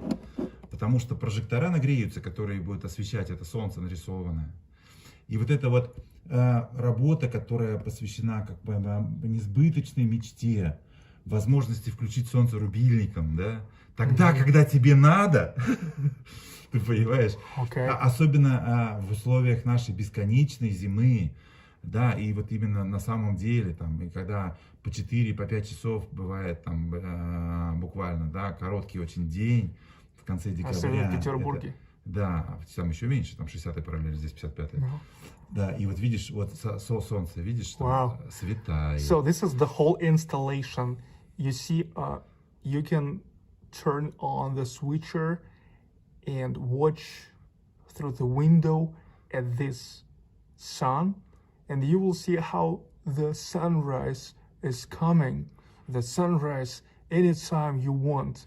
This is some kind of, you know, the dream that will never come true, but you can depict it this way. I mean, like the dream which will never, the dream of turning on the sun whenever you want. Especially here in Russia, in condition of long winters and super short days in the winter time. Like only 5-6 hours a day, a daytime. Мы видим, как та вот труба цветная, красно-белая, видишь, с подсветкой, как она зарифмовалась с этим солнцем. And that pipe that we can see on the backgrounds. Я хочу сказать, что трубу раскрасили и осветили позже того, как я дорисовал солнце, и они не знали об этом солнце. То есть это метафизическое какое-то совпадение. It's some kind of metaphysical match, accidental match, but now it's like in such a great harmony here. Вот, и я вот, несмотря на то, что я что-то там успел в жизни, да, эту работу, посвященную вот мечте, да, я считаю одной из самых важных в своей жизни. He is thinking that this is one of the most important works, artworks in his life. Yeah, it looks awesome. Вот, и прожектора заметили, да, сначала были холодные, а сейчас нагрелись и стали теплые. Так же, как, в общем, и рассвет сначала бывает прохладным, а потом солнце становится жарким. The projector was at least like kind of cold colors, like a little bit bluish, but now it's warm tinted, more like yellowish. Вот. Сейчас ты держи так же, я пойду выключу. Чтобы мы понимали, что, понимаешь, на самом деле.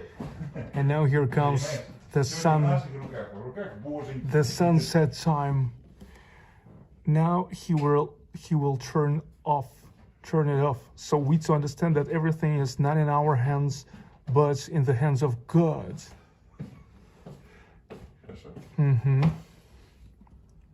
Awesome. I love this. I love this. Вот, а вот эти вот работы, это иллюстрации Айрата Терегулова, нашего директора музея Нестерова. Терегулов, the local artist. Да, и он директор музея, и он мой друг и учитель. He is the head of the art museum in UFA now, his friend and also his teacher. Да. И я многому научился в искусстве именно у него. Так вот, эти иллюстрации к сказкам Шарля Перро, к Золушке, к спящей красавице. It's the illustrations for the Cinderella and Sleeping Beauty. And you see here it is on a distance of children's eyes.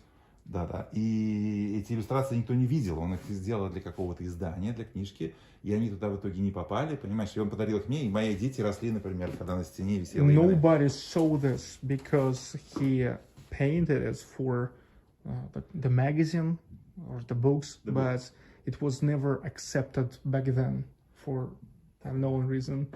And he gifted it to Maxim. And it's not accident thing that they are lower, on the lower level, because that's for children's eyes. Да. И это художественная галерея для моих самых юных гостей. So this is an art gallery for the youngest guests, the smallest ones. Она на высоте их глаз, не наших. It's for the children's eyes, not for ours. Oh, Lenin. Да. Да-да-да. Ленин. Здесь очень красивый Ленин. Мы его покрестили, конечно, понимаешь, от греха подальше. Here is a very beautiful Lenin. And this Интересно, is но... nice irony. Baptist Lenin. Да-да, baptized. Baptized. Да, и интересно, да, но на самом деле фарфоровый Ленин вот здесь, да, он каким-то образом совершенно декоративен. И не хочется думать о какой-то смысловой нагрузке, потому что он совершенно четко выполняет прекрасно совершенно декоративную функцию. Okay, so look, being in the porcelain, he looks just so great as just the sculpture that here it's like mostly you don't even think about anything else but about politics or about politics, ideology, about ideology, yes, but just look at this as some kind of decoration, some kind of sculpture, and that's it. Same as if you would watch the sculpture of unknown ancient boy in the summer garden of St. Petersburg.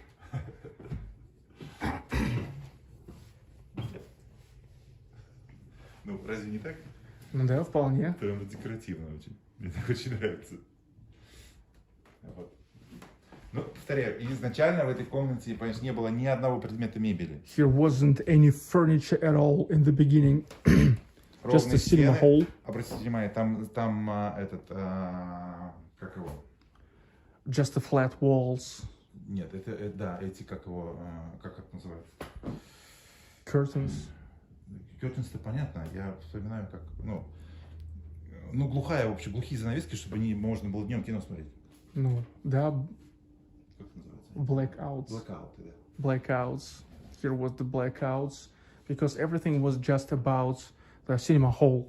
Just to watch the movies. Вся мебель появилась позже, для того, чтобы здесь можно было жить для дочери. Yes, all the furniture came later, when his daughter moved here.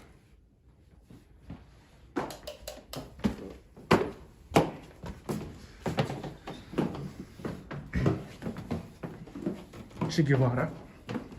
Да, это портрет Че Гевары, куплен в Гаване, в гостинице «Свободная Гавана», которая раньше называлась «Хилтон». Понимаешь?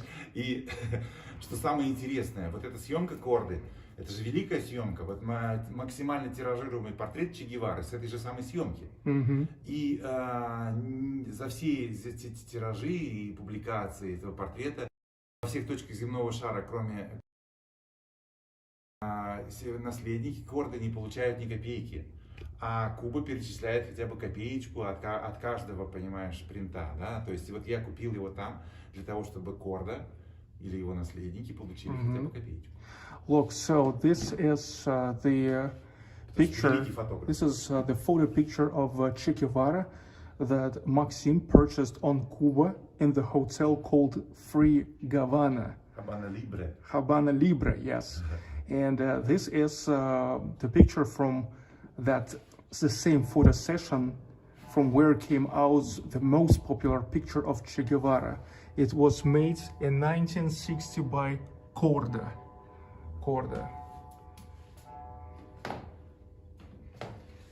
Вот.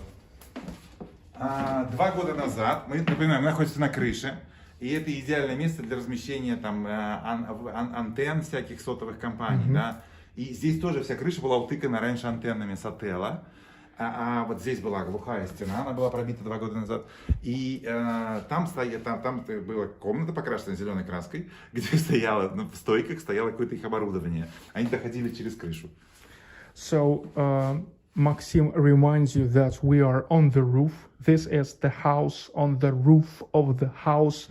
And for this reason, here, 2 years ago, here was just the wall.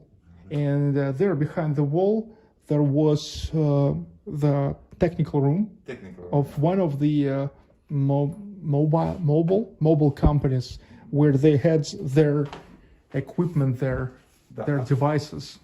2 года назад они обанкротились. But that company bankrupted. Yes, it bankrupted because it wasn't 2 years ago. It wasn't even like GSM. GSM 900. GSM, it's older than GSM standard. It Yes, was so that's why. NMT standard. Yes, that's why they bankrupt. And Maxim then purchased И that они мне place. продали эту комнату. И сейчас вот мы же ходили по помещению и не видели ни одной спальни, где я бы мог жить. Потому что это место создано для того, чтобы здесь жила сказка, то есть Карлсон какой-то. А где он? Вы что, верите в Карлсона? Да, ни одно из помещений в пространстве не было создано для жизни. И вот эта комната, это первая комната во всем пространстве, которую я сделал специально, чтобы здесь жить. Да, то есть как место своей жизни. Я называю это помещение квартирка. Да, и сейчас мы туда зайдем. Да, то есть я это сделал, повторяю. Что очень интересно, это место каким-то образом изменило представление обо всем. Это как будто есть кладка, да, запорная, да. То есть когда вот она, замковая кладка кладется, и последний штырь, только вынув который, можно все разобрать, да. Также и это какой-то ключевой момент для восприятия всего пространства как художественного произведения. Перейдешь? Сейчас, секундочку. Сейчас. Нужно кое-что понять. Так, да, идет, да, все вроде бы идет. So, Maxim said that you probably noticed that all the time while we were here, you saw many different places, many different rooms, but not a single room where actually Maxim can live. That's correct. That's because initially this place he was creating as the magic place, the fairy place, the place not for a living, for anything else, but not for living. And so this is the very first room that was created for actually living. Yeah, let's go. So here was the room with the equipment of that mobile company, which got bankrupt 2 years ago. Тут была зеленая краска покрашена, это я клеил плиточки под кирпич. Everything was painted with just green color. Вот, и эта комната уже такая. То есть здесь хранятся тоже наши семейные реликвии, главная из которых... Family relics here. Главное из которых это, конечно, наша... Сейчас, секунду. Это наша родовая икона, которая называется «Утоли моя печали». Как перевести на английский, я понятно. Family icon. Family icon, yes.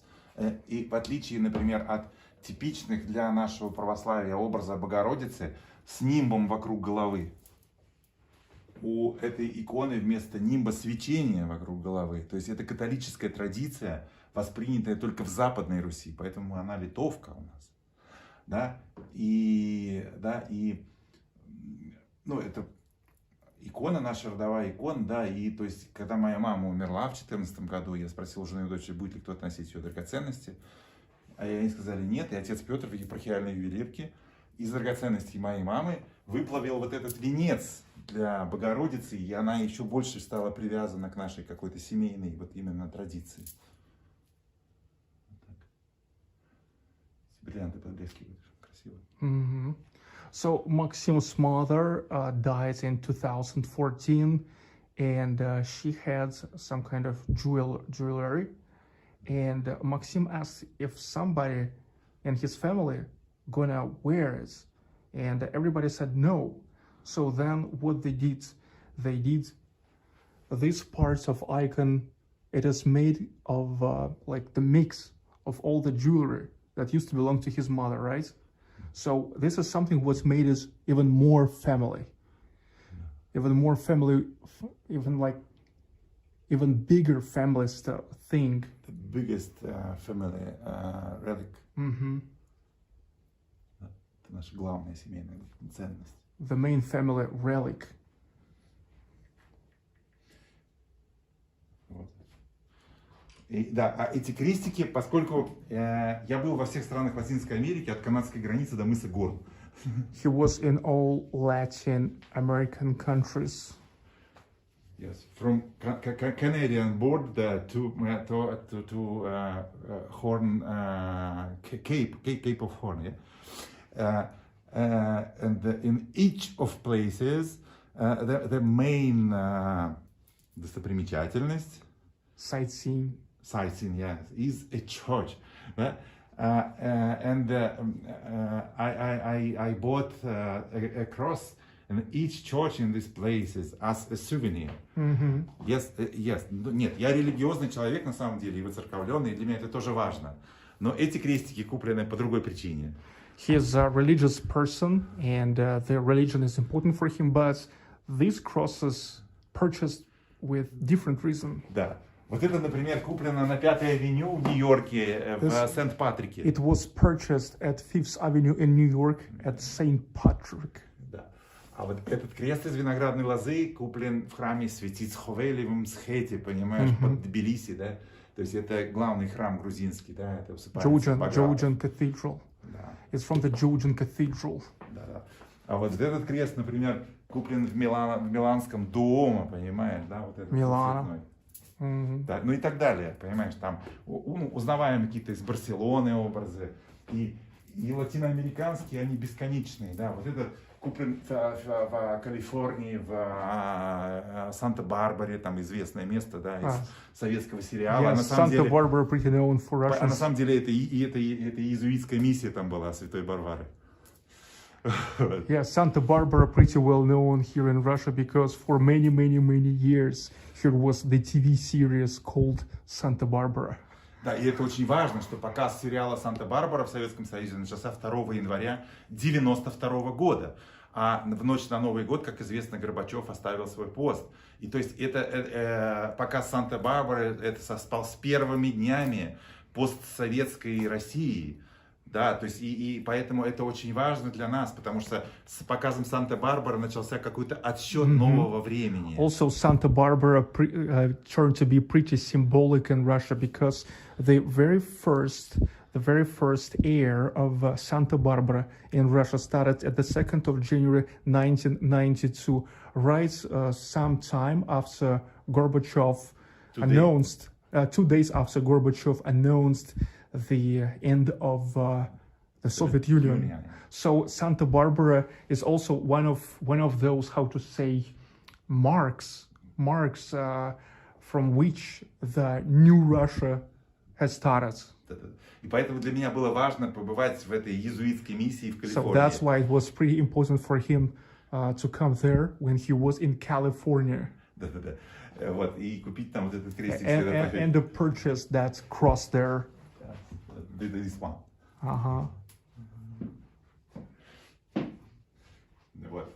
И много разных крестиков. Вот тот, например, перламутровый куплен в Вифлееме, понимаете, через пару дней как раз Рождество. И это куплен в храме Рождества, в том самом месте, где Иисус, собственно, появился на свет. Ты понимаешь? Ну, там ясли были, а сейчас там храм. А вот этот крест, например, куплен в Риме, понимаешь, Пьетро, в главном католическом храме, где усыпальница святого Петра. И, понимаешь, под этим крестиком была зачата моя дочь. Wow. Да. А самый последний из этих крестиков, вот этот, был куплен на Шри-Ланке, в Коломбо, тоже в католической миссии, да. И то есть он там пластмассовый Иисус, это очень интересно, на деревянном кресте. Это какая-то тоже, есть какая-то символика, понимаешь, какого-то денатурализации какой-то, понимаешь, все мы становимся какими-то пластмассовыми, даже Иисус на кресте стал пластмассовым. И для меня это тоже символ важный. Будешь переводить? Нет? Well, I can say that, let's say that cross is important for him because the Jesus is made of plastic there. It's like another, how to say, like some kind of irony that everything these days, not everything, but too much things turns to be plastic. Вот, и это работа известных художников уфимских, это вот Расих Катавалиев, один из самых известных художников. Расих Катавалиев. Ахмед Валиев. Ахмед Валиев. Да. One of the most famous artists from UFA. Да, и вот он прям захотел, чтобы у меня была его работа, и он, несмотря что он мусульманин, он нарисовал очевидную троицу, понимаешь, подписал ее подражание иконе. Even though he is Muslim, however, here he painted the icon, yes, like a trinity, yes, an Orthodox trinity, yes, and he wanted it to be here, at Maxim's bedroom. Но она не яркая, и на белой стене она терялась. Для того, чтобы ее поддержать, я здесь повесил еще 2 работы Тимофея Дорофеева, то есть которые яркие цветовые акценты, и они настраивают твое зрение на восприятие картинок. И на самом деле, именно, как это ни странно, именно 2 эти цветных работы делают для тебя более заметной вот эту. Okay, so look, the pictures you can see are kind of pale. By the way, it's called imitation to icon, you said. Imitation. Look, so it's kind of pale, but in order for you to get your focus on this picture, however, Maxim also got 2 pretty colorful pictures here. And it's interesting how these 2 colorful pictures, however, gets more attention to this picture. Да, это как ни странно, это так и работает. Это законы на самом деле экспозиции. The laws of exposition. Ты об этом думаешь всегда. Yes, the laws поскольку of я уже exposition. 13 лет в галерее вешаю картинки, я это знаю. Yeah, so he's saying that this is actually like just the laws of composition, some kind of math, exposition, some kind of math. He is already for 13 years working on it in his gallery, X-Max Gallery, and so you've got experience.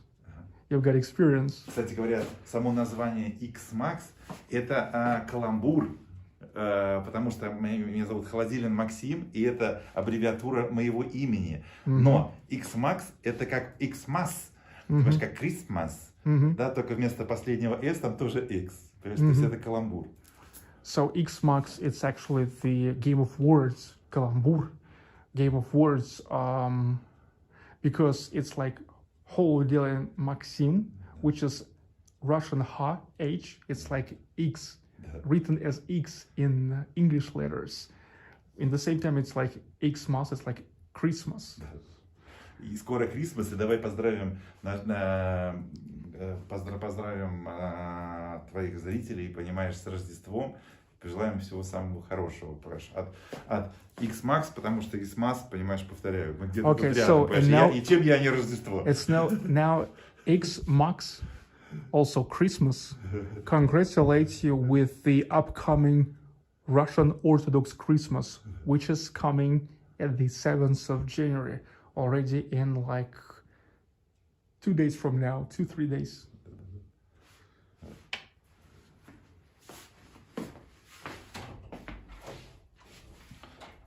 Мы можем еще зайти в мой туалет. Oh, toilet, yes. Потому что нет ничего интереснее, чем туалеты, понимаешь? Да. Я в свое время канал поднял на том, что я показывал туалет. Вот. Здесь просто хозяйственное, понимаешь, помещение. The wardrobe. А здесь, в туалете, у меня хранится еще одна наша семейная реликвия. Это персидский ковер 19 века. Persian rug of the 19th century. Да, и в чем его интерес? То есть вот и подпись мастера, тут сделана мастерская такого-то, по-арабски написано. Да? То есть The Arabian name of the master. Да, и то есть это персидский ковер, сделанный мусульманином. Но So this is Persian rug made by Muslim. Как хорошо известно, мусульманам запрещено делать изображения, за исключением каллиграфии и орнаментов. Да, а здесь прям нарисована матушка Екатерина II, потому что это 100-рублевка русская, понимаешь, вытканная, да, государственный кредитный билет 100 рублей. It's 100 rubles. Да. 100 rubles. Да, и очень интересно, почему мусульманин мог это Of the сделать. Russian Empire. И почему это не противоречило его каким-то установкам, понимаешь, религиозным. Так вот, смысл в том, что это все-таки не портрет Екатерины, а изображение денег. А ковры на стены никогда не вешали. То есть этот ковер сделан, чтобы по изображению денег ты потоптал ногами. То есть ты попирал. образ материальных ценностей во имя ценностей духовных. Okay, so Maxim told an interesting story about this. The thing is, Muslim artists, they actually can't depict the faces, the people. However, here is depicted Catherine II, also known as Catherine the Great. And like he was wondering how come, however, he was able to depict this, but it was not against any rules, because this is not the picture of Catherine, but this is the picture of 100 rubles bill. The bill, it's the money of Russian Empire. And back then, the rugs, they were never on the wall, but they were on the floor. So people was actually getting with their legs on it, and this way they they used to show that they are higher than money, they are higher than something materialistic, but like closer to something spiritual. Такая, то есть в туалетах тоже есть на что взглянуть. Look, some interesting things even in the toilets.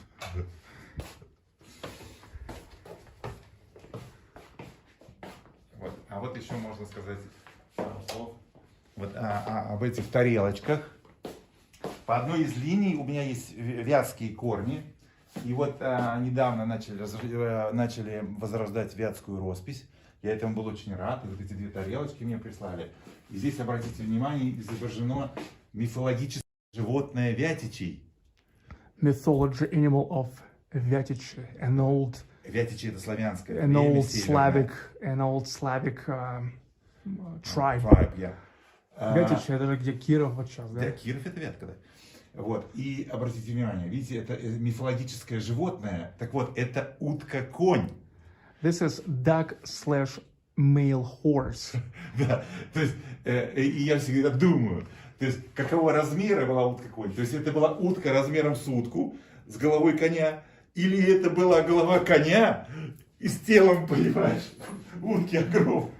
So he's trying to understand what it was. It's like was the horse head with the body of duck, or the duck's body with the head of horse. То есть, либо это была утка с маленькой головой коня, понимаешь, либо это настоящая голова коня с огромной уткой. Wow.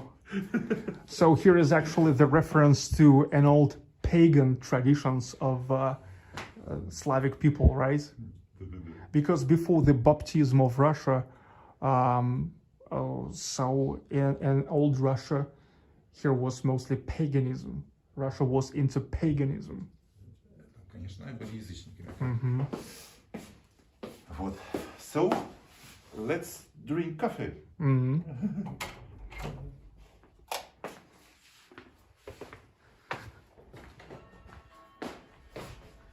I love the sound of clock. Huh? I love the clock sound. Yeah. Clock bell. Clock bell.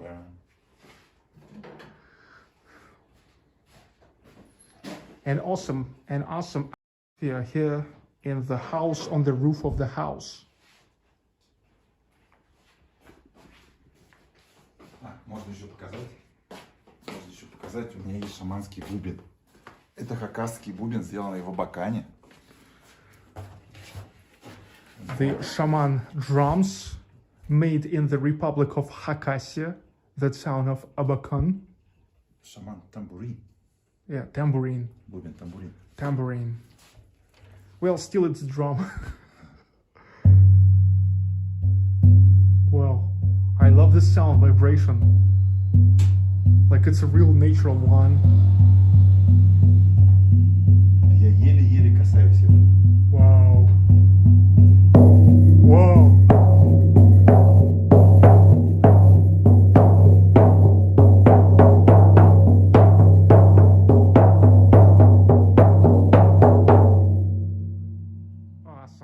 Awesome, big time. Вот что значит, когда сделаны из качественных материалов. Да, это лиственница, ковка. и козел. Тут ничего лишнего This нет. is the goat. Can you imagine? This is the goat, Да-да-да. the animal. Из барана нельзя делать. Только из козла. Because you can't make it of, let's say, the lamb. Да. You can make it of the goat. Абсолютно точно. And that's what it means, like quality materials, because that's why the sound is so quality and so great, so clear. Но звук на самом деле чистейший. Да, чистый звук, вообще чистый.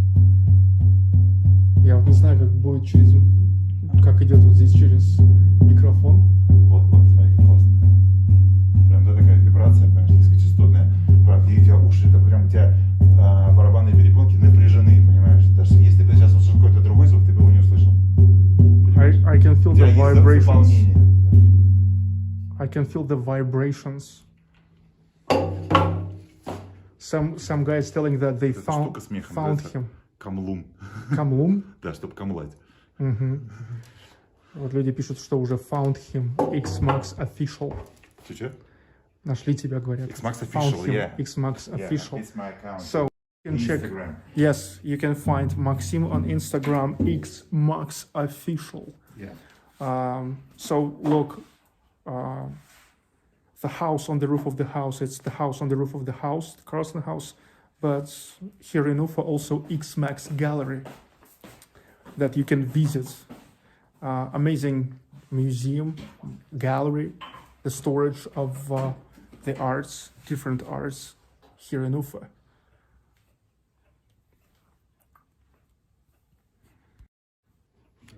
Helmut Newton, Private Property. Yeah.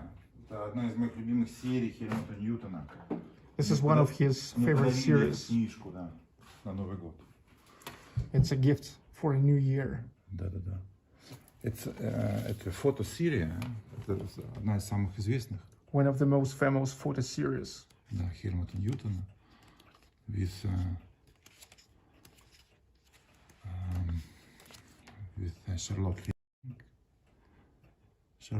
Charlotte Rampling. The famous British actress.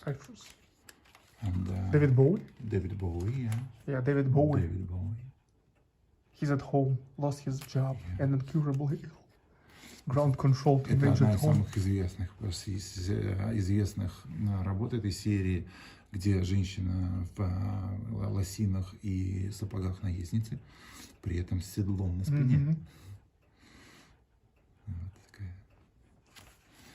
И здесь еще есть у нас Сигурни Вивер. Молодая. Yeah, kind of young. Прекрасная. Да. Young here. То есть для нас важнее, конечно, что 1983. это Хельмут Ньютон. Но, понимаешь, мы обращаем внимание на Сигурни Вивер. Ты понимаешь, и Хельмут Ньютон не случайно ее снимал, потому что она Сигурни Вивер.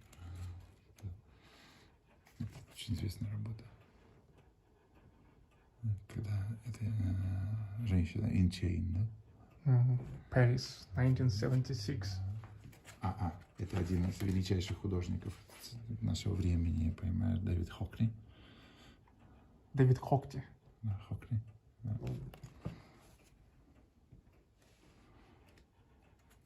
И Карл Лагерфельд.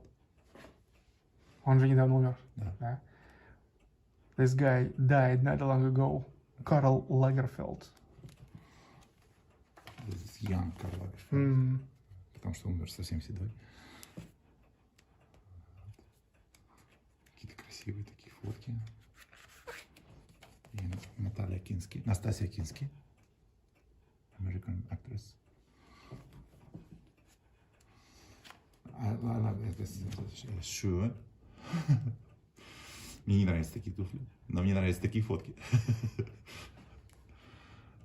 I don't like these shoes, but I like these photos. Yeah. These pictures. I love the leg. The foot. No. Pictures more.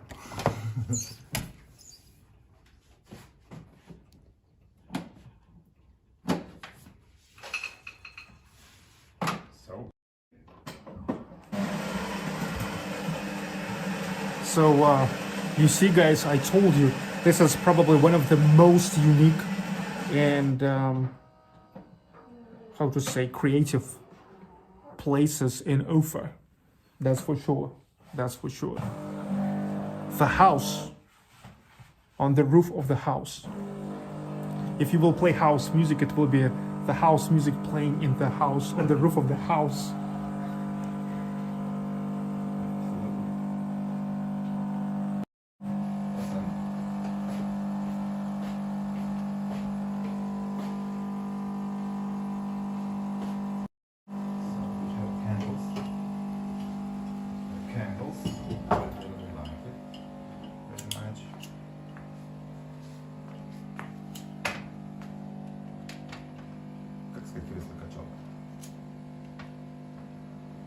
Может быть, the swing chair, or maybe chilling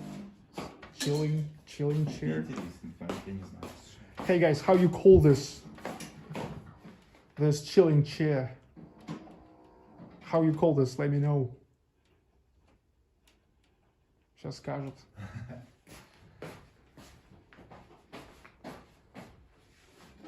Candles. So let us see this place. Спасибо. Some chocolate.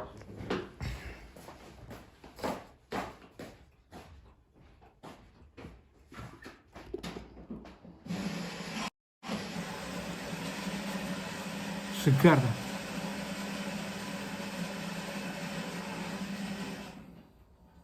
Да, все чашки в нашем доме – это официальный мерч футбольного клуба. У тебя чашка, выпущенная, когда 6-й раз мы выиграли Лигу чемпионов. Видишь, 6 times champions.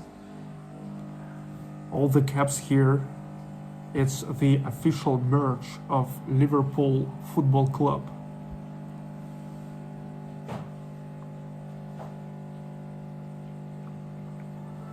Let me remind you that Maxim is a big fan of Liverpool Football Club for many years. С 2001 я начал болеть, уже 20 лет. Since 2001. А почему вот из всех клубов там европейских? Это мистическая штука. Я хочу сказать, что когда я понял, что я за что-то болею, я обнаружил, что это Ливерпуль. Вот. Но я хочу сказать, в этом смысле, конечно, на меня каким-то образом повлиял 2001 год, когда Ливерпуль выиграл 3 кубка, 2 национальных кубка и кубок УЕФА, да, и потом выиграли суперкубки и национальные УЕФА, да, такой сезон 5 кубков, очень известный, да, и я обратил на них внимание, понимаешь, и, конечно, мне больше понравились даже не сами победы, да, то есть люди, которые болеют из-за побед, называются глоры, и true fans, понимаешь, да, они их презирали. Вот glory, понимаешь, по-русски это глорье. Ну это знаешь, как немножечко было забавно видеть в чемпионский год слова Юлаева, как начала ходить совершенно, ну, такая аудитория, какие-то тетки. True фаны, понимаешь, болеют за свои клубы, даже по крайней мере ничего не. Да. Ну вот я за Славу Юлаева болел с 1994 года, а в 2008 я увидел, что начали приходить какие-то вообще непонятные люди. Только из-за того, что, ну вот как бы сейчас всем было понятно, что Слават Юлаев в тренде, и ходить на Слават Юлаев это в тренде. Вот, видишь, у нас таким образом, у нас есть елочка, наряженная, понимаешь, выдающимся дизайнером. Понимаешь, у нас есть кофе, у нас есть мандарины, у нас есть все, чтобы достойно встретить, понимаешь, Новый год. Christmas. Christmas Eve. Если хочешь, по бокальчику вина.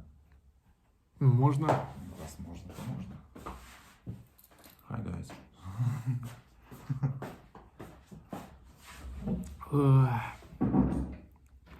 Критский хотел подойти, но что-то не срослось. Да, он говорил вчера. Да. We can drink my favorite, как сказать, сорт винограда. Kind. Of grape. Yes. Из Саперави. Саперави. Саперави. Это же грузинское, да? Абсолютно. И я пью только сухие вина, это понятно? Так вот, из саперави делается всего 3 сорта сухих вин. Это ординарное вино саперави без выдержки. He is drinking only dry wines, and Saperavi is his favorite sort kind of wine grape.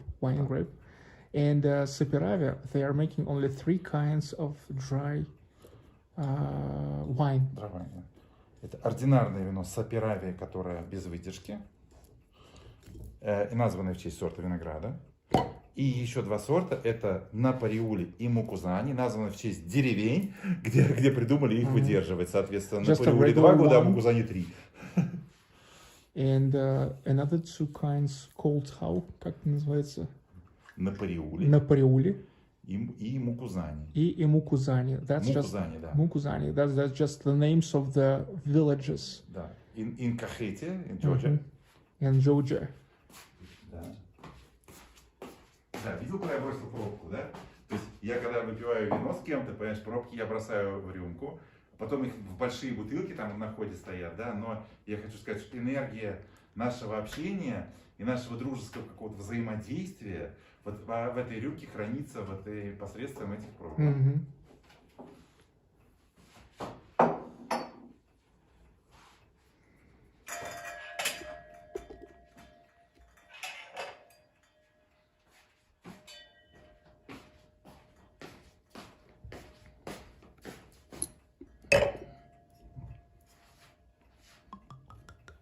К сожалению, никакой закуски не имею. Это нормально. Я живу, вот, понимаешь, по-холостяцки. Для вина это нормально.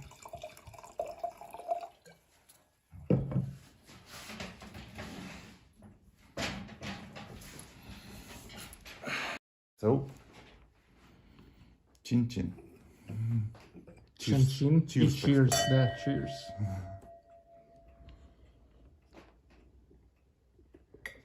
За искусство. А? За искусство. За искусство. Которое спасает от некрасоты. Да, спасает, да. Это именно как убежище. Как сказать убежище? Я даже не знаю по-английски. Shelter. Shelter. Ну вот, допустим, бомбоубежище, bomb shelter. Shelter. Да, наверное. А здесь no beauty shelter. No beauty shelter. Dudes. С нами еще тут 135 человек.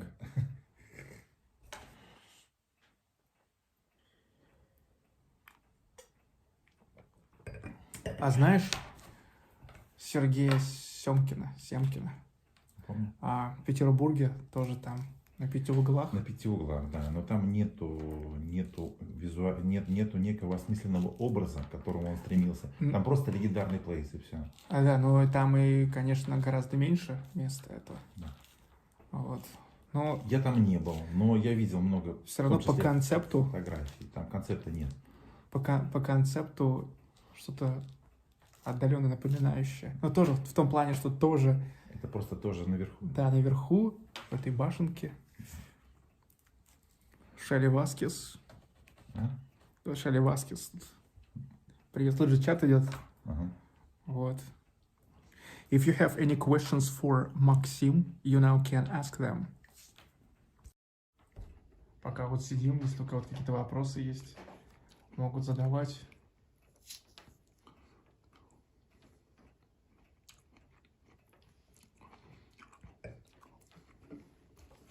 Когда-то с Критским вот тоже вместе делали сюжеты для канала Real Rush. Сейчас у меня другой канал уже. BAKLYKOV Live. Я делаю лайвы теперь. Хорошо. Вот. Здесь и сейчас. Мы один раз пошли с Критским к Путину в 2015 году. На саммит ШОС. Да. Там, короче, было где-то около 1000 всяких журналистов. И только я один блогер. Мы там вообще такое вытворяли, что там один раз нас даже чуть служба охраны не приняла. Потому что... Вчера тоже вспоминал. Да, мы там себя, короче, вели, ну, просто нестандартно. Thank the nice man, спасибо, прекрасный человек, for showing us his house. Вот спасибо говорят. Thank you for showing your house. Also, I have kicked a ball in the net at Anfield, the Liverpool football ground. Что он говорит? Говорит, что он забил мяч в ворота на стадионе Энфилда в Ливерпуле. Может, он купил кусочек сетки просто, как она продается как сувенир, сетка от ворот, потому что стадиона нет. Сетка тоже нет. What exactly you mean? What exactly you mean? You kicked a ball in the net at Anfield, the Liverpool football grounds. When you were in Liverpool, did you visit the Beatles museum? In Albert Dock. Yes, but it was just a dock. It's not museum, yeah, it's absolutely, как сказать, это там корабли ремонтировали. Это док. Shipyard. Да, shipyard, yes. And, Но потом именно в здании дока был открыт Beatles Museum, да, там какие-то вещи были собраны. И Маккартни был на открытии, и Ринго Старр был на открытии. I wonder if the Cavern Club is still there. Cavern Club, абсолютно. Да, я там тоже был. Это в подвале, и там есть шоу. И там современные какие-то артисты, понимаешь, чем-то похожие на молодых битлов, и причесанные точно так же, там играют, конечно, какие-то вещи. Do you know that in St. Petersburg there's the club called Liverpool? And when you go inside, there's like a half basement place, and also like such a vault, такая вот овальная крыша. And every day they're playing the music, their live music. It's mostly like 1950s, 1960s music, rock and roll, like early rock. But Friday and Saturday, it's always like about the Beatles. Yes, it's a Liverpool club in St. Petersburg on Mayakovsky Street. Yes, Mayakovsky and Zhukovsky intersection. Yes. But я грешным делом думал, что клуб посвящен не битлам, понимаешь, а футбольному клубу. И, конечно, туда приперся, понимаешь, и был дико разочарован, потому что там вообще не про футбол. Ну да, там даже не смотрят, мне кажется, футбол, когда идет футбол. Потому что это не спортбар, это вот именно такой музыкальный. И там тоже, видишь, такое помещение похоже немножко чем-то на кавер. На кавер, да, может быть. Нет, конечно, мы в Ливерпуле сходили во все эти достопримечательности, с битлами связанные. Там и в паб Вайнс, например, где Джон Леннон первую свадьбу отмечал. Там же вообще, вот если я заходил в Википедию, там что-то набирал, вышел, короче, полный список концертов, там начиная еще с 60-х годов. Там же, я уже забыл название, но они регулярно играли не только в Каверн. Конечно. Во всех остальных пабах. Вот. Так что не только одним каверном. Просто именно в каверн пришел Брайан Эпстайн. Да.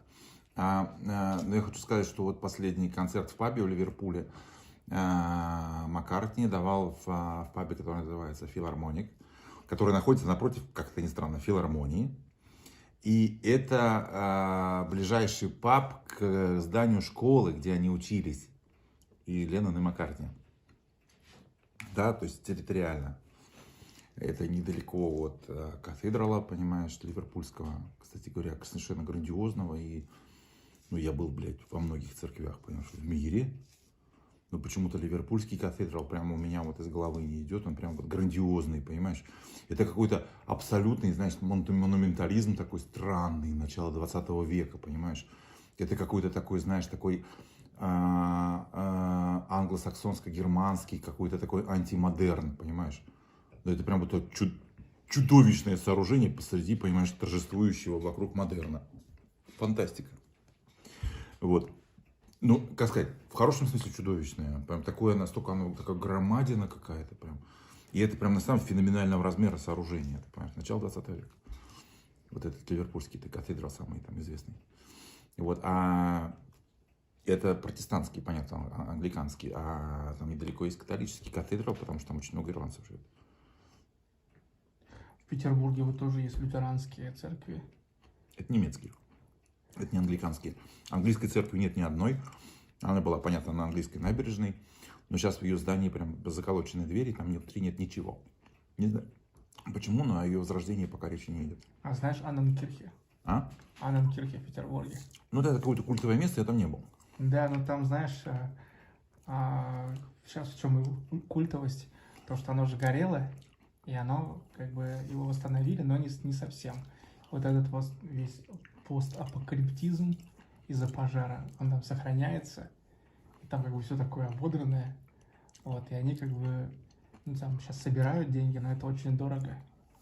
Там, потому что нельзя просто взял, там, ну, как, насколько ты можешь закрасить, там, просто взял, как мне кто-то писал, типа, что вы сидите, возьмите ведра, краску и покрасьте, но это так не делается. Ну да, но там проводятся всякие, просто регулярно всякие мероприятия культурные. Да, там я постоянно стримил тоже. Там вот, допустим, реквием Моцарта постоянно играют, Кармина Бурана Карла Орфа, потом, значит, времена года Вивальди. И это интересно, да, посреди, на самом деле, этого разорения, да. И там все лайвом, все лайв, то есть там играет. Ну, Кармина Бурана, конечно, очень круто. Вот, но мне бы хотелось, чтобы англиканский собор на английской набережной был возрожден. Но я думаю, что это далеко. Потихоньку восстанавливают. Вот, допустим, есть еще Яни Кирик на улице Декабристов, напротив концертного зала Мариинского театра. Я вот там недавно был, там тоже как бы сейчас там восстановили. Это чья церковь? Это эстонская. Вот там даже, кстати, Эстония поучаствовала деньгами. Приезжал президент Эстонии на открытие несколько лет назад. Яни Кирик. Ну, я так понял, что это все лютеранские церкви. Да. Они такие, как бы, очень минималистичные. Ну, по крайней мере, самая красивая церковь, понимаешь, да, из лютеранских, финская, в Большой Конюшенной улице, я прям ее люблю. И там смотрительница этой церкви, она прям ингерманландская финка. То есть, и она родилась в Казахстане, представляешь себе, когда ее напротив ДЛТ. Напротив ДЛТ, да. Когда родители были в ссылке, и, да, и, но тем не менее, она вернулась, понимаешь, в Ингерманландию, которая сейчас называется Ленинградская область, понимаешь. И вот она в церкви работает служкой, да, и то есть вот она, как это ни странно, понимаешь, то есть она очень такая открытый человек, ты можешь тоже попробовать с ней постримить, ты понимаешь, как-нибудь прийти, понимаешь, она легко идет на всякие разговоры, понимаешь, с ней прям отлично сразу подружились мы, понимаешь, и она мне сразу там начала поить кофе и рассказывать про то, что самое большое потребление кофе в мире, понимаешь, в Финляндии, ты понимаешь, на душу человека, населения, потому что там хер проснешься, потому что высокие широты, как в Питере. Ну да. Ты понимаешь, да? И то есть на самом деле постоянно хочется спать. Для того, чтобы что-то делать, надо кофе рвануть, понимаешь? То есть именно там, а не в Бразилии, как это ни странно, самый большой, или не на Кубе, где на самом деле кофе национальный напиток, да? Но там кофе же пьют вот такими наперстками, понимаешь, он очень крепкий. Такими, в Финляндии, как-то как в России, кофе пьют вот такими полуведрами, понимаешь? Okay, thank you for showing us this amazing place. Please ask him what you feel in the most unusual. What you feel is the most unusual item in your collection. Самый необычный экспонат в коллекции? Да. Необычный? Самый необычный экспонат, вот именно unusual. Как ты сам чувствуешь? Это странный вопрос. Yes, it's kind of strange questions because, well, here seems like so many stuff and most of it unusual. Они все необычные, да. Yes. И я не знаю, то есть, повторяю, здесь трудно говорить о том, что есть какая-то коллекция предметов. Потому что все, о чем мы говорили, это не просто предметы. Это предметы, нашедшие свое место в ансамбле, который создавался как некое единое произведение. It's hard to say because actually here is all we see here. It's not like really the collection, but mostly it's just the whole place, And every item here, everything here is just the thing which has found its place in this house.